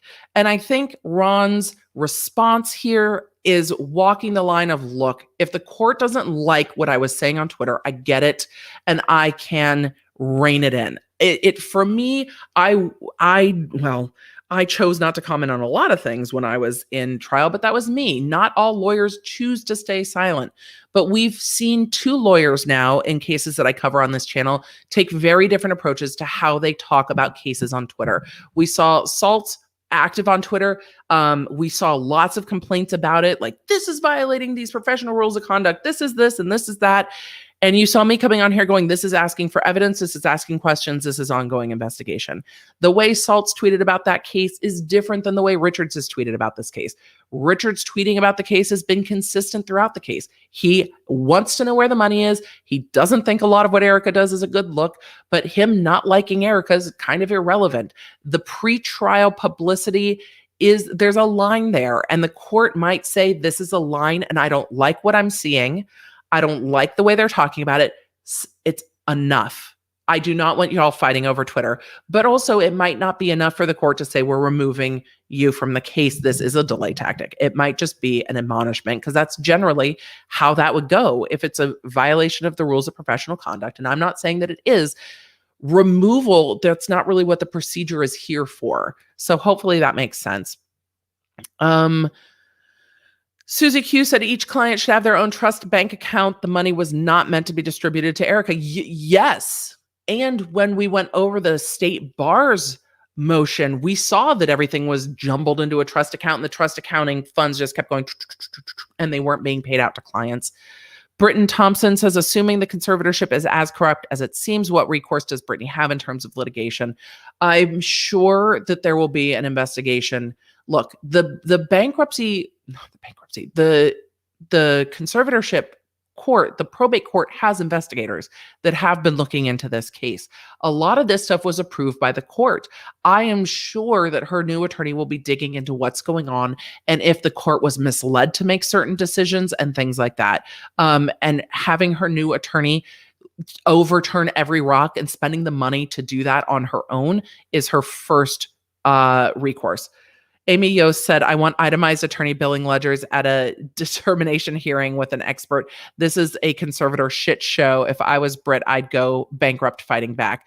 And they are going to be looking at some of those billing ledgers. It seems like they were filed under seal to be reviewed in camera. So the court is going to have a lot to look at, but I would want someone other than the court looking at them too. And there's objections to a lot of them. And I hope the court grants the objections for the $500,000 and James Spears has to pay for it himself. You can pay H&K for the media matters. Go ahead. You get paid $16,000 a month. Go ahead. Pay H&K. Aboro says, if anything, Jamie Spears and friends are ruining Britney's brand because no one wants to buy stuff that doesn't even go to her. Truth. And Britney's new attorney said, then if you want what's best for Britney, just resign. The medical experts seem to say, her medical team seems to say, you being involved is not what's best for her. So if you want what's best for her, resign. And his attorneys were like, well, no, he's not going to do that. Lala said, this is so messed up and proves he was abusing his power. How he was allowed to get away with this for so long is baffling. Yeah, I think Britney was afraid to stand up against him because he had so much power. And it's sad. Austinite Swifty said, could James's lawyer's fees be denied as excessive? Yes, the court can do that. John said, Shiloh Standing Inc. is a subchapter S corporation located in Nashville, Tennessee that received a coronavirus-related PPP loan from the SBA of $39,000. Well, isn't that interesting? I wonder if that's what they're paying the lawyers for out of the conservatorship account. I'm going to have to look into that more. I'm very curious. Susan Lewis said, question, if a forensic accountant is hired and finds Dad Spears has been spending Brit's money frivolously, could he be ordered to pay it back and investigated and other things? Yes, absolutely. But remember, the court does sign off on these things. So there would have to be misrepresentations to the court too. Cindy Thomas, please tell me about the watermelon whiskey. Love salted caramel and peach. Haven't heard about watermelon. Salted watermelon, I posted it on my Instagram and I'll put it up again tonight, is Old Smoky whiskey. And it is delightful. Lawrence said, Sam Ingham undermines the reputation and integrity of the profession. So many of the lawyers we talk about on this channel do. He had one job and refused to do it. Embarrassing and shameful. Yeah, most people stand up for their clients and don't be shady. I mean, you can say what you want about Ron Richards and his Twitter. He's going after Erika for the bankruptcy trustee, and that is his client. You cannot say he is not zealously representing his client, the bankruptcy trustee. You cannot say when we talk about Saltsy that he does not zealously represent his clients. Sam Ingham did not zealously represent Britney for the last 13 years. He just didn't. He just didn't. And Tom Girardi didn't either. He didn't represent his clients because he was, embezzling their money. Butterfly Away One Girl said, what happened between Britney's son and Dad Spears? Britney talked about it in court and said that her dad shook her son. And that seemed to be, to me, the basis of that restraining order. She does get to see her sons during the conservatorship, but that is governed by the family law court. And that those rulings are from there. Britton Thompson said, could it be argued, given he has multiple bankruptcies as well as alcohol abuse issues, that Dad Spears is not qualified to manage Britney's estate? Somebody should have asked those questions, because they spent, how much money did they spend vetting, Jody Montgomery to see if she was appropriate? Who vetted Britney's dad? Here's the answer. Nobody. Nobody vetted her dad, because he was family, and a lot of conservatorships default to family. Even though Britney has said 4 years and not him. Chris Hall said, for the record, lots of folks do not realize that Lynn Spears and Jamie Spears are divorced. She has always been pushed out since 2008. We've talked about their divorce a couple times. So can Ingham get in trouble for not filing the Bessemer stuff? I feel like the shit's out of the horse on that one, and it's a bit too late. He delayed it. Matt Arnold said, but if you were the judge, you wouldn't be hanging with us. That's true, and that would be very disappointing. I have friends that are getting ready to run for judge. It's very interesting seeing all the world that's going on. But no, I like being here with the law nerds. I like just talking about the things. Elo C said, love you, Emily. My BF and I are huge fans. Thank you. Chris Hall said, Jason Tarwick, who was her fiance 2012, and her fiance when Jamie stepped down as the person, knows all of this and he needs to be investigated. I don't know what Jason knows, but hopefully he will talk to the new lawyer if that's needed. Chris Hall, thanks for the super chat. Aboro says, what's your favorite Britney song? Mine is If You Seek Amy. Slumber Party and TikTok. I like Slumber Party and TikTok Boom featuring T.I. Quite underrated. I like TikTok Boom. I've been listening to Scream and Shout on repeat lately. And I really enjoy Scream and Shout. Is that a Britney song? Yes, it is a Britney song. I also really like Toxic Womanizer and Stronger. What are your thoughts on Britney's new lawyer? I don't know a lot about Britney's new lawyer, Eva, but I think that Britney's new lawyer has the look. He's a former federal prosecutor, and if just hanging with me has taught you anything about prosecutors, is that we are nosy, we go to the end of the earth, and we like digging up all the shit. So she has somebody who is highly motivated to dig into all of this and figure out what happened, and to zealously represent her best interest, and is coming into this from a large enough firm that he is not going to be looking at this as, oh, well, this is how my firm is going to make money for the rest of our lives, which some of Jamie Spears for 13 years is like, oh, this is my full-time gig. This is how we pay all the people. The new lawyer's coming and going, this is another client of our very large firm, and we're going to represent her, but he doesn't have a financially vested interest in keeping this conservatorship going. He has an interest in representing her well, because that will bring in other celebrity clients, and he seems to also have other celebrity clients. So dealing with the kind of circus that surrounds a case like this is also going to be something their firm is used to. So those are kind of my basic thoughts. Did you, Brittany Shane asked, did you see the Access interview from 2009 of Britney's cousin talking about the conservatorship? I have not seen that. I will go look for it over the weekend. Barbara Smith said Joe Exotic is an animal abuser. Yeah, he was convicted of that. Jordan said Joe Exotic is hilarious, though. Also that. Farm Girl Night Runner said, didn't Terry Horman try to pay someone to kill her husband? I have no idea. Brandy Rose said, question, can we get a DA story time on the funniest experience you've ever had in court? Yes, another night we will do funny DA stories. I did a brief one today, but it was about murder for hire, so it's not really funny. Barbara Smith, love you. You're young enough to be my daughter. Why, thank you. I'm not that young. Thank you. I appreciate it. And I use color hairspray, the entire rainbow. That sounds like a lot of fun. I posted rainbows on Instagram. There was a double rainbow outside my house today. I was thrilled. Sheila Higgins said, Emily, I have a question.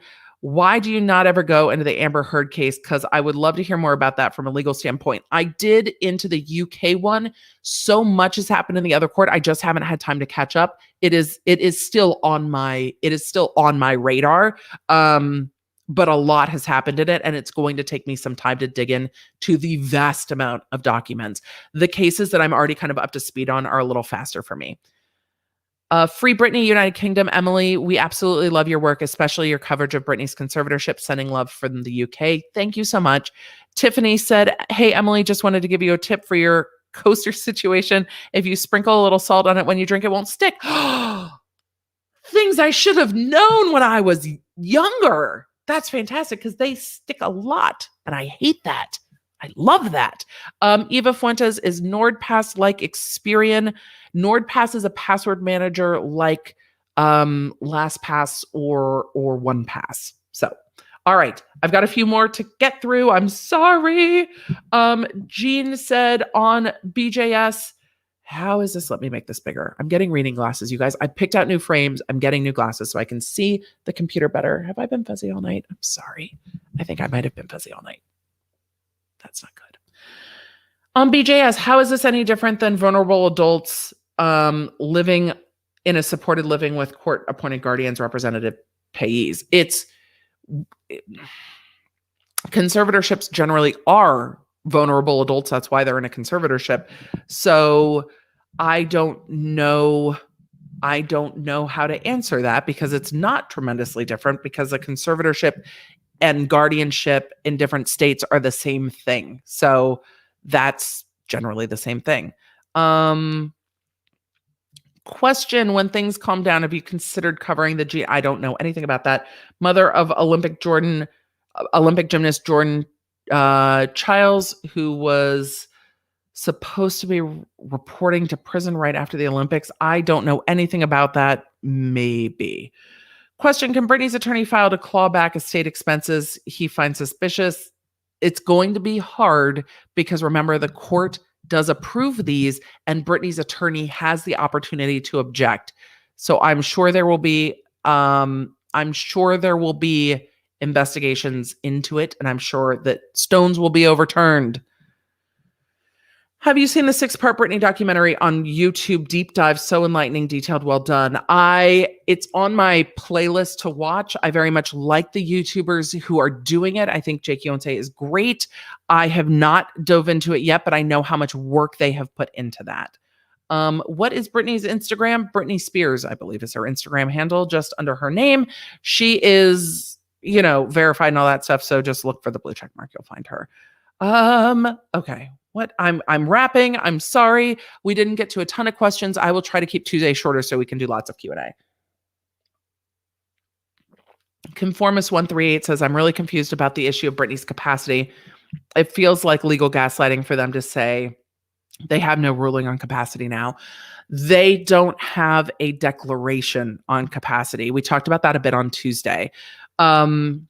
The previous court and this court have obviously made findings at some point. The previous court found that she couldn't hire her own attorney, but also found that the conservatorship was voluntary. So there's a lot that's gone on in this case that is very questionable, and I hope her new attorney will be looking into that.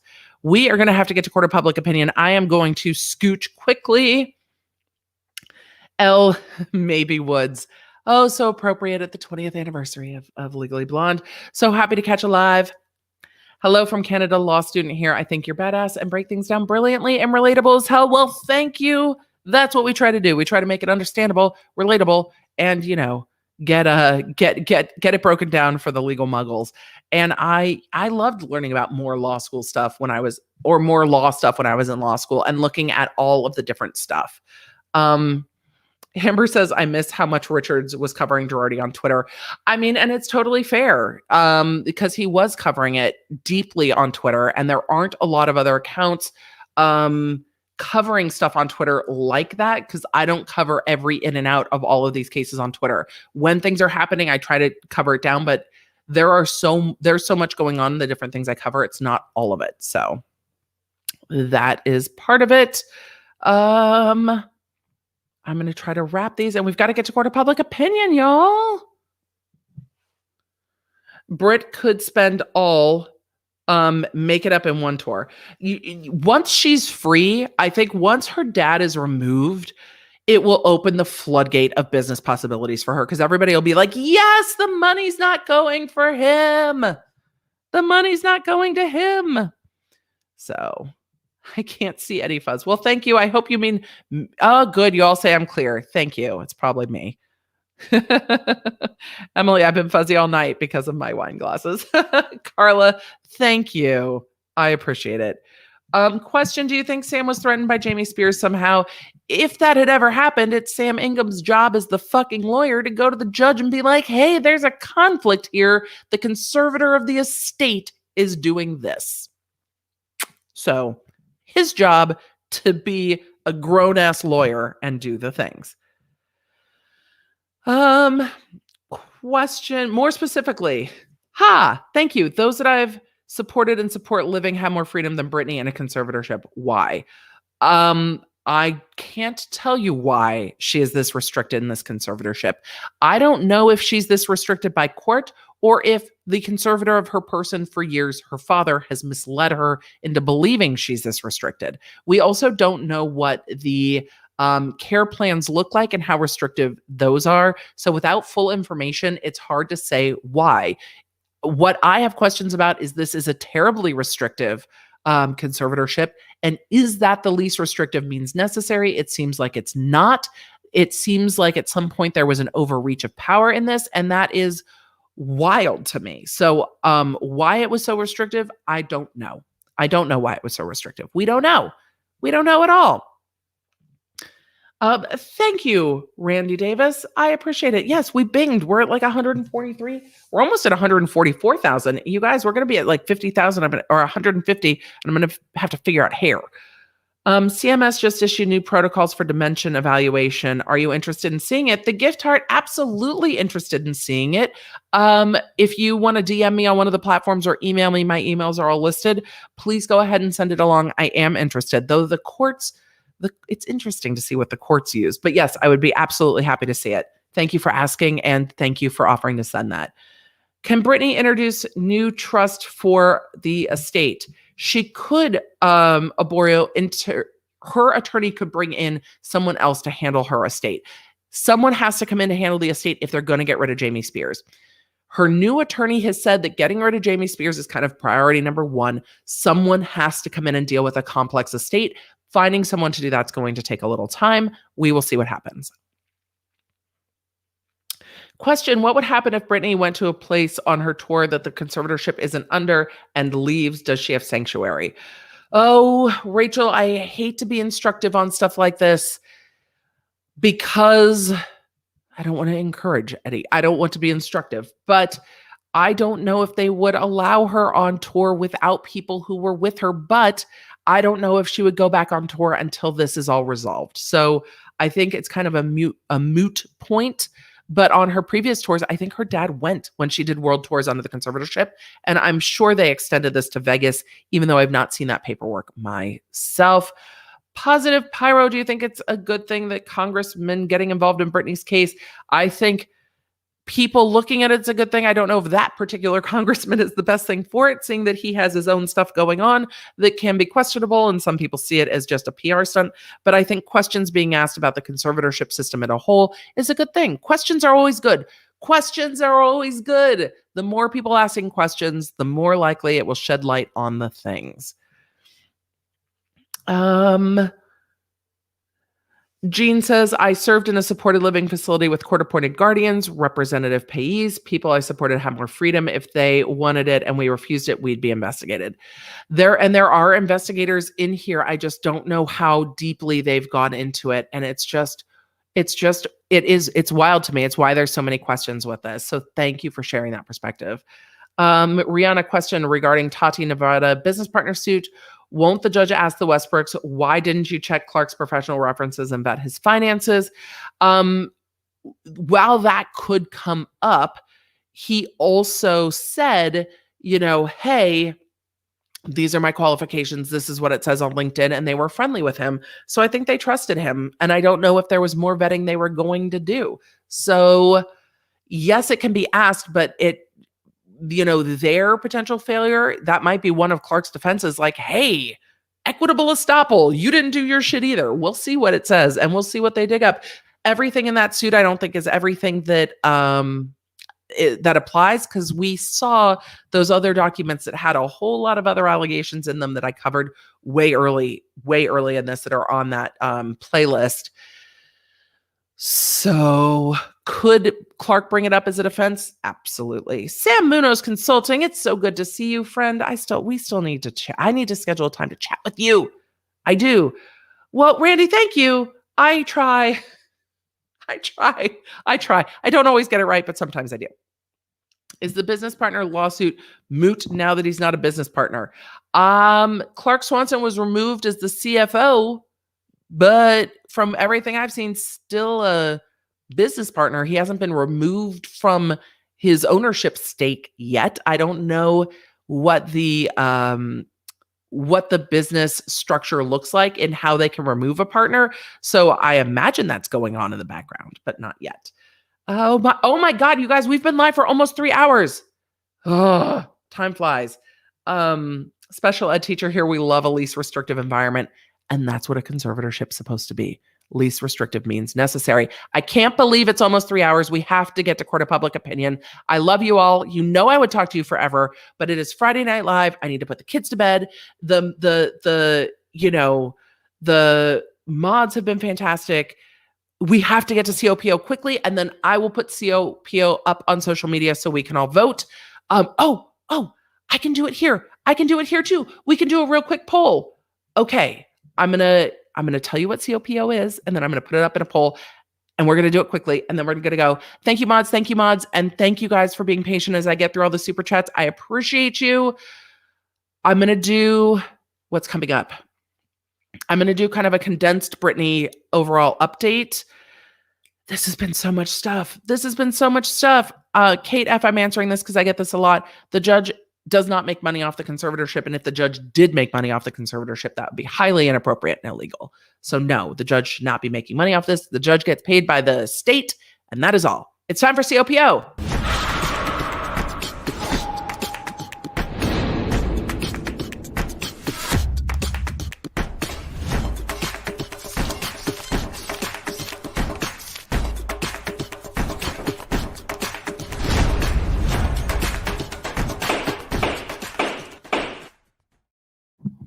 Do you guys enjoy the new logo? Isn't it fun? You guys, this is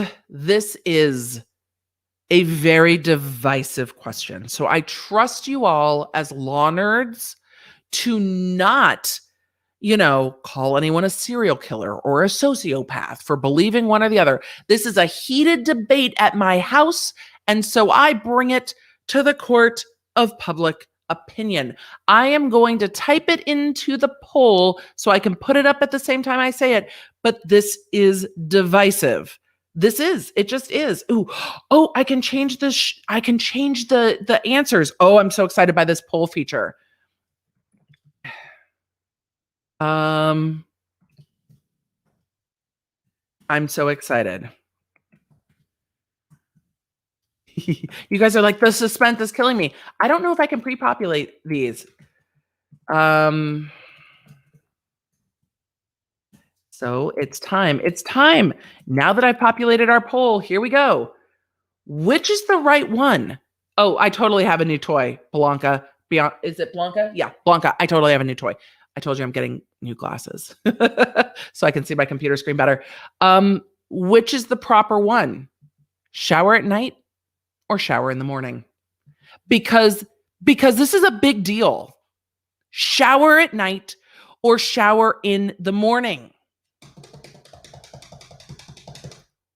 Which is it? Because if you shower at night, do you have wet hair? Do you do your hair before you go to bed? Do you have to clean the sweats? Or do you shower in the morning because you get up and you're fresh for the day? Just when is the appropriate time? Heather's like, bath at night, shower in the morning. Yuck, wake up all sweaty in the morning. Shower in the middle of the day. Ragdoll, see, this is what COVID has done to me, is that now it's like 3 p.m. for me. It's like, I don't really have to get up and go anywhere, but I also don't want to be disgusting. So shower at night, but I do, where is it? Somebody said bath at night, shower in the morning. Yep. The hair, for me, the hair plays into it because I cannot go to bed with wet hair. I hate going to bed with wet hair, but I also have moved to the South and it is hot during the day. Like during the day is just the humidity and the sweat and sometimes the swimming. So showering at night has definitely become a thing. Shower at night, wash hair in the morning. Melissa says bath at night, shower in the morning. I'm going to have to put more options on this quiz because there's more options. Luis says both where I live, Honduras, just once is not possible. The tropics. That's how I'm starting to feel about the South. That's how I'm starting to feel about the South. Like one shower is not enough. And then we've talked about shower before because we talked about brushing our teeth in the shower. And it's like, what's the appropriate shower routine? Because showering with hair and blow drying hair is a whole thing. Because you cannot go to bed with hair. Going to bed with hair is like the death of me. But also in the summer, it's just so much. Bath at night, shower in the morning. See, bath at night, shower in the morning is going to have to be an option. Shower at night, I just braid my damp hair. Stacey, I would do that if it wasn't this color, but I don't. Juror says I dry out if I shower in the morning. It's fair. Washing hair, dude, that is a Sunday thing. Hair routines are an entire routine. Like planning your week, your workouts, your food. You've got to plan it out around the hair. Hair has a whole schedule. It has a whole schedule. Rihanna, damn, why you got to ask the hard questions, but I got to say at night because I can't get the ick of the day in my sheets. Well, see, people are like, I like to climb in bed squeaky clean. I'm going to have to add the both, and I'm going to have to add the bath at night, shower in the morning option. Iris, yep, both in the South. This is so different from living in Southern California because living in Southern California, it was just like, like whenever, or because you came home from the beach, you had to outdoor shower, like with the hose to get the sand off and the salt. But yeah, this showering at night has definitely become a big thing. It has shifted for me. Why don't you have a poll about showering both in the AM and PM? Because I only put up the 2. See, the reason I do Court of Public Opinion live is so we can refine the question so that we ask better questions. So by the time the poll goes up on social media, we've refined the question. So that's why I didn't put it up on this poll, because I didn't think of it. And that's why we get to talk about it here. So now we need a both option, and we need a bath at night, shower in the morning option. We have solar hot water at 5 a.m. The water isn't warm yet. That is an excellent point. I didn't even think of solar hot water. I've only used the like outdoor rain showers when camping, and they get super hot. So it was like you had to shower at the right time so that you didn't get too hot, but the water was still hot for the little solar showers. But that's very cool. Solar hot water. Arnie said, night drops your core temp, better REM sleep. Arnie, we also have we have chili blankets, which are the ones that run cool water through your little blanket. So we do all the things to cool down our core body temperature at this house because we are nerds. Shower when you want to. There's no right answer. Oh, there's going to be a right answer under Court of Public Opinion. We'll just see what it is. Get a microfiber towel scrunchie. Noted. It's just, I don't know. It's just wet hair. I don't know if I can go to bed with wet hair. And I think the purple, if I went to bed with wet hair, would get on everything. I really do. It's actually held really well. I'm constantly like blown away by how well this purple holds. It's just my opinion, but if you're going to bed with someone, wait till morning. Barbara, that makes sense. Or you shower both, depending on the adulty activities. Because then both during heat waves, otherwise morning. So secret porpoise, this is a thing that's changed for me because we came from Southern California, where if you said you showered twice a day, I think you'd probably get reported to local law enforcement because of the drought. They'd be like, it's hyperbole, but it's a drought. There's a drought. You cannot shower twice, fast showers. But here it's like shower whenever the fuck you want. It's fine. Megan K says, wow, still live. Yeah, I know. That's what's happening tonight. It's been one of those lives. Y'all, I love seeing this. This is going to be a heated Court of Public Opinion. I'm going to have to add some options. I take hour-long showers. Can't do that in the morning. Wear a silk bonnet for bed with the wet hair. Anika, I'm going to have to look into it. A bonnet might help because my hair has been getting fuzzy. And I want to preserve the color and not get it on my sheets. I'm going to have to look at it. You want to be clean after sweating all day, shower at nighttime. And that's it. But people who get hot, people who get hot at night want to shower in the morning. Go to bed without showering is disgusting. See, it was going to come out. All right. We're going to have to put up an option for both and an option for bath at night shower in the morning. Because really, I think that's what I do most of the time. Speaking of which, we've been live for 3 hours and I have to go, take a bath.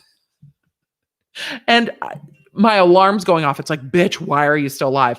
And I have to get ready for Pokemon Go Fest tomorrow. I think the mods are going to ban me from whiskey streams because I've talked for 3 hours. See, it was either go live last night and talk Britney or try to cram it all in tonight. We maybe should have broken it up into 2, but whatever. We didn't. And we're here. And I love you all. Thank you for being here. Thank you for being Lawnards. I appreciate all of you. What a great night. Thank you, thank you, thank you, thank you, thank you so much. I will talk to you over the weekend. I'll be on social at the Emily D. Baker, and I will be live on Tuesday, and then I will have to give you my calendar because I am going on vacation. So if these court hearings don't slow down, it is going to be a problem because I'm going to miss some lives coming up here while I am out of town. I'm going to put the calendar up for the mods this weekend, and then I will tell you what lives I will be missing as I am out of town with the family and taking a little bit of time off. A little bit. I'll have some pre-recorded stuff for you, but a little bit of time off. And it's time to go. It's time to go. Have a good night. Thank you for being a Lownard. Appreciate you. Bye. Connect with me everywhere. I'm at the Emily D. Baker. If you guys want to join the text, just text Emily.com. If you want to join the channel, LawNerdsUnite.com. Happy to have you. Support what we do here on the YouTube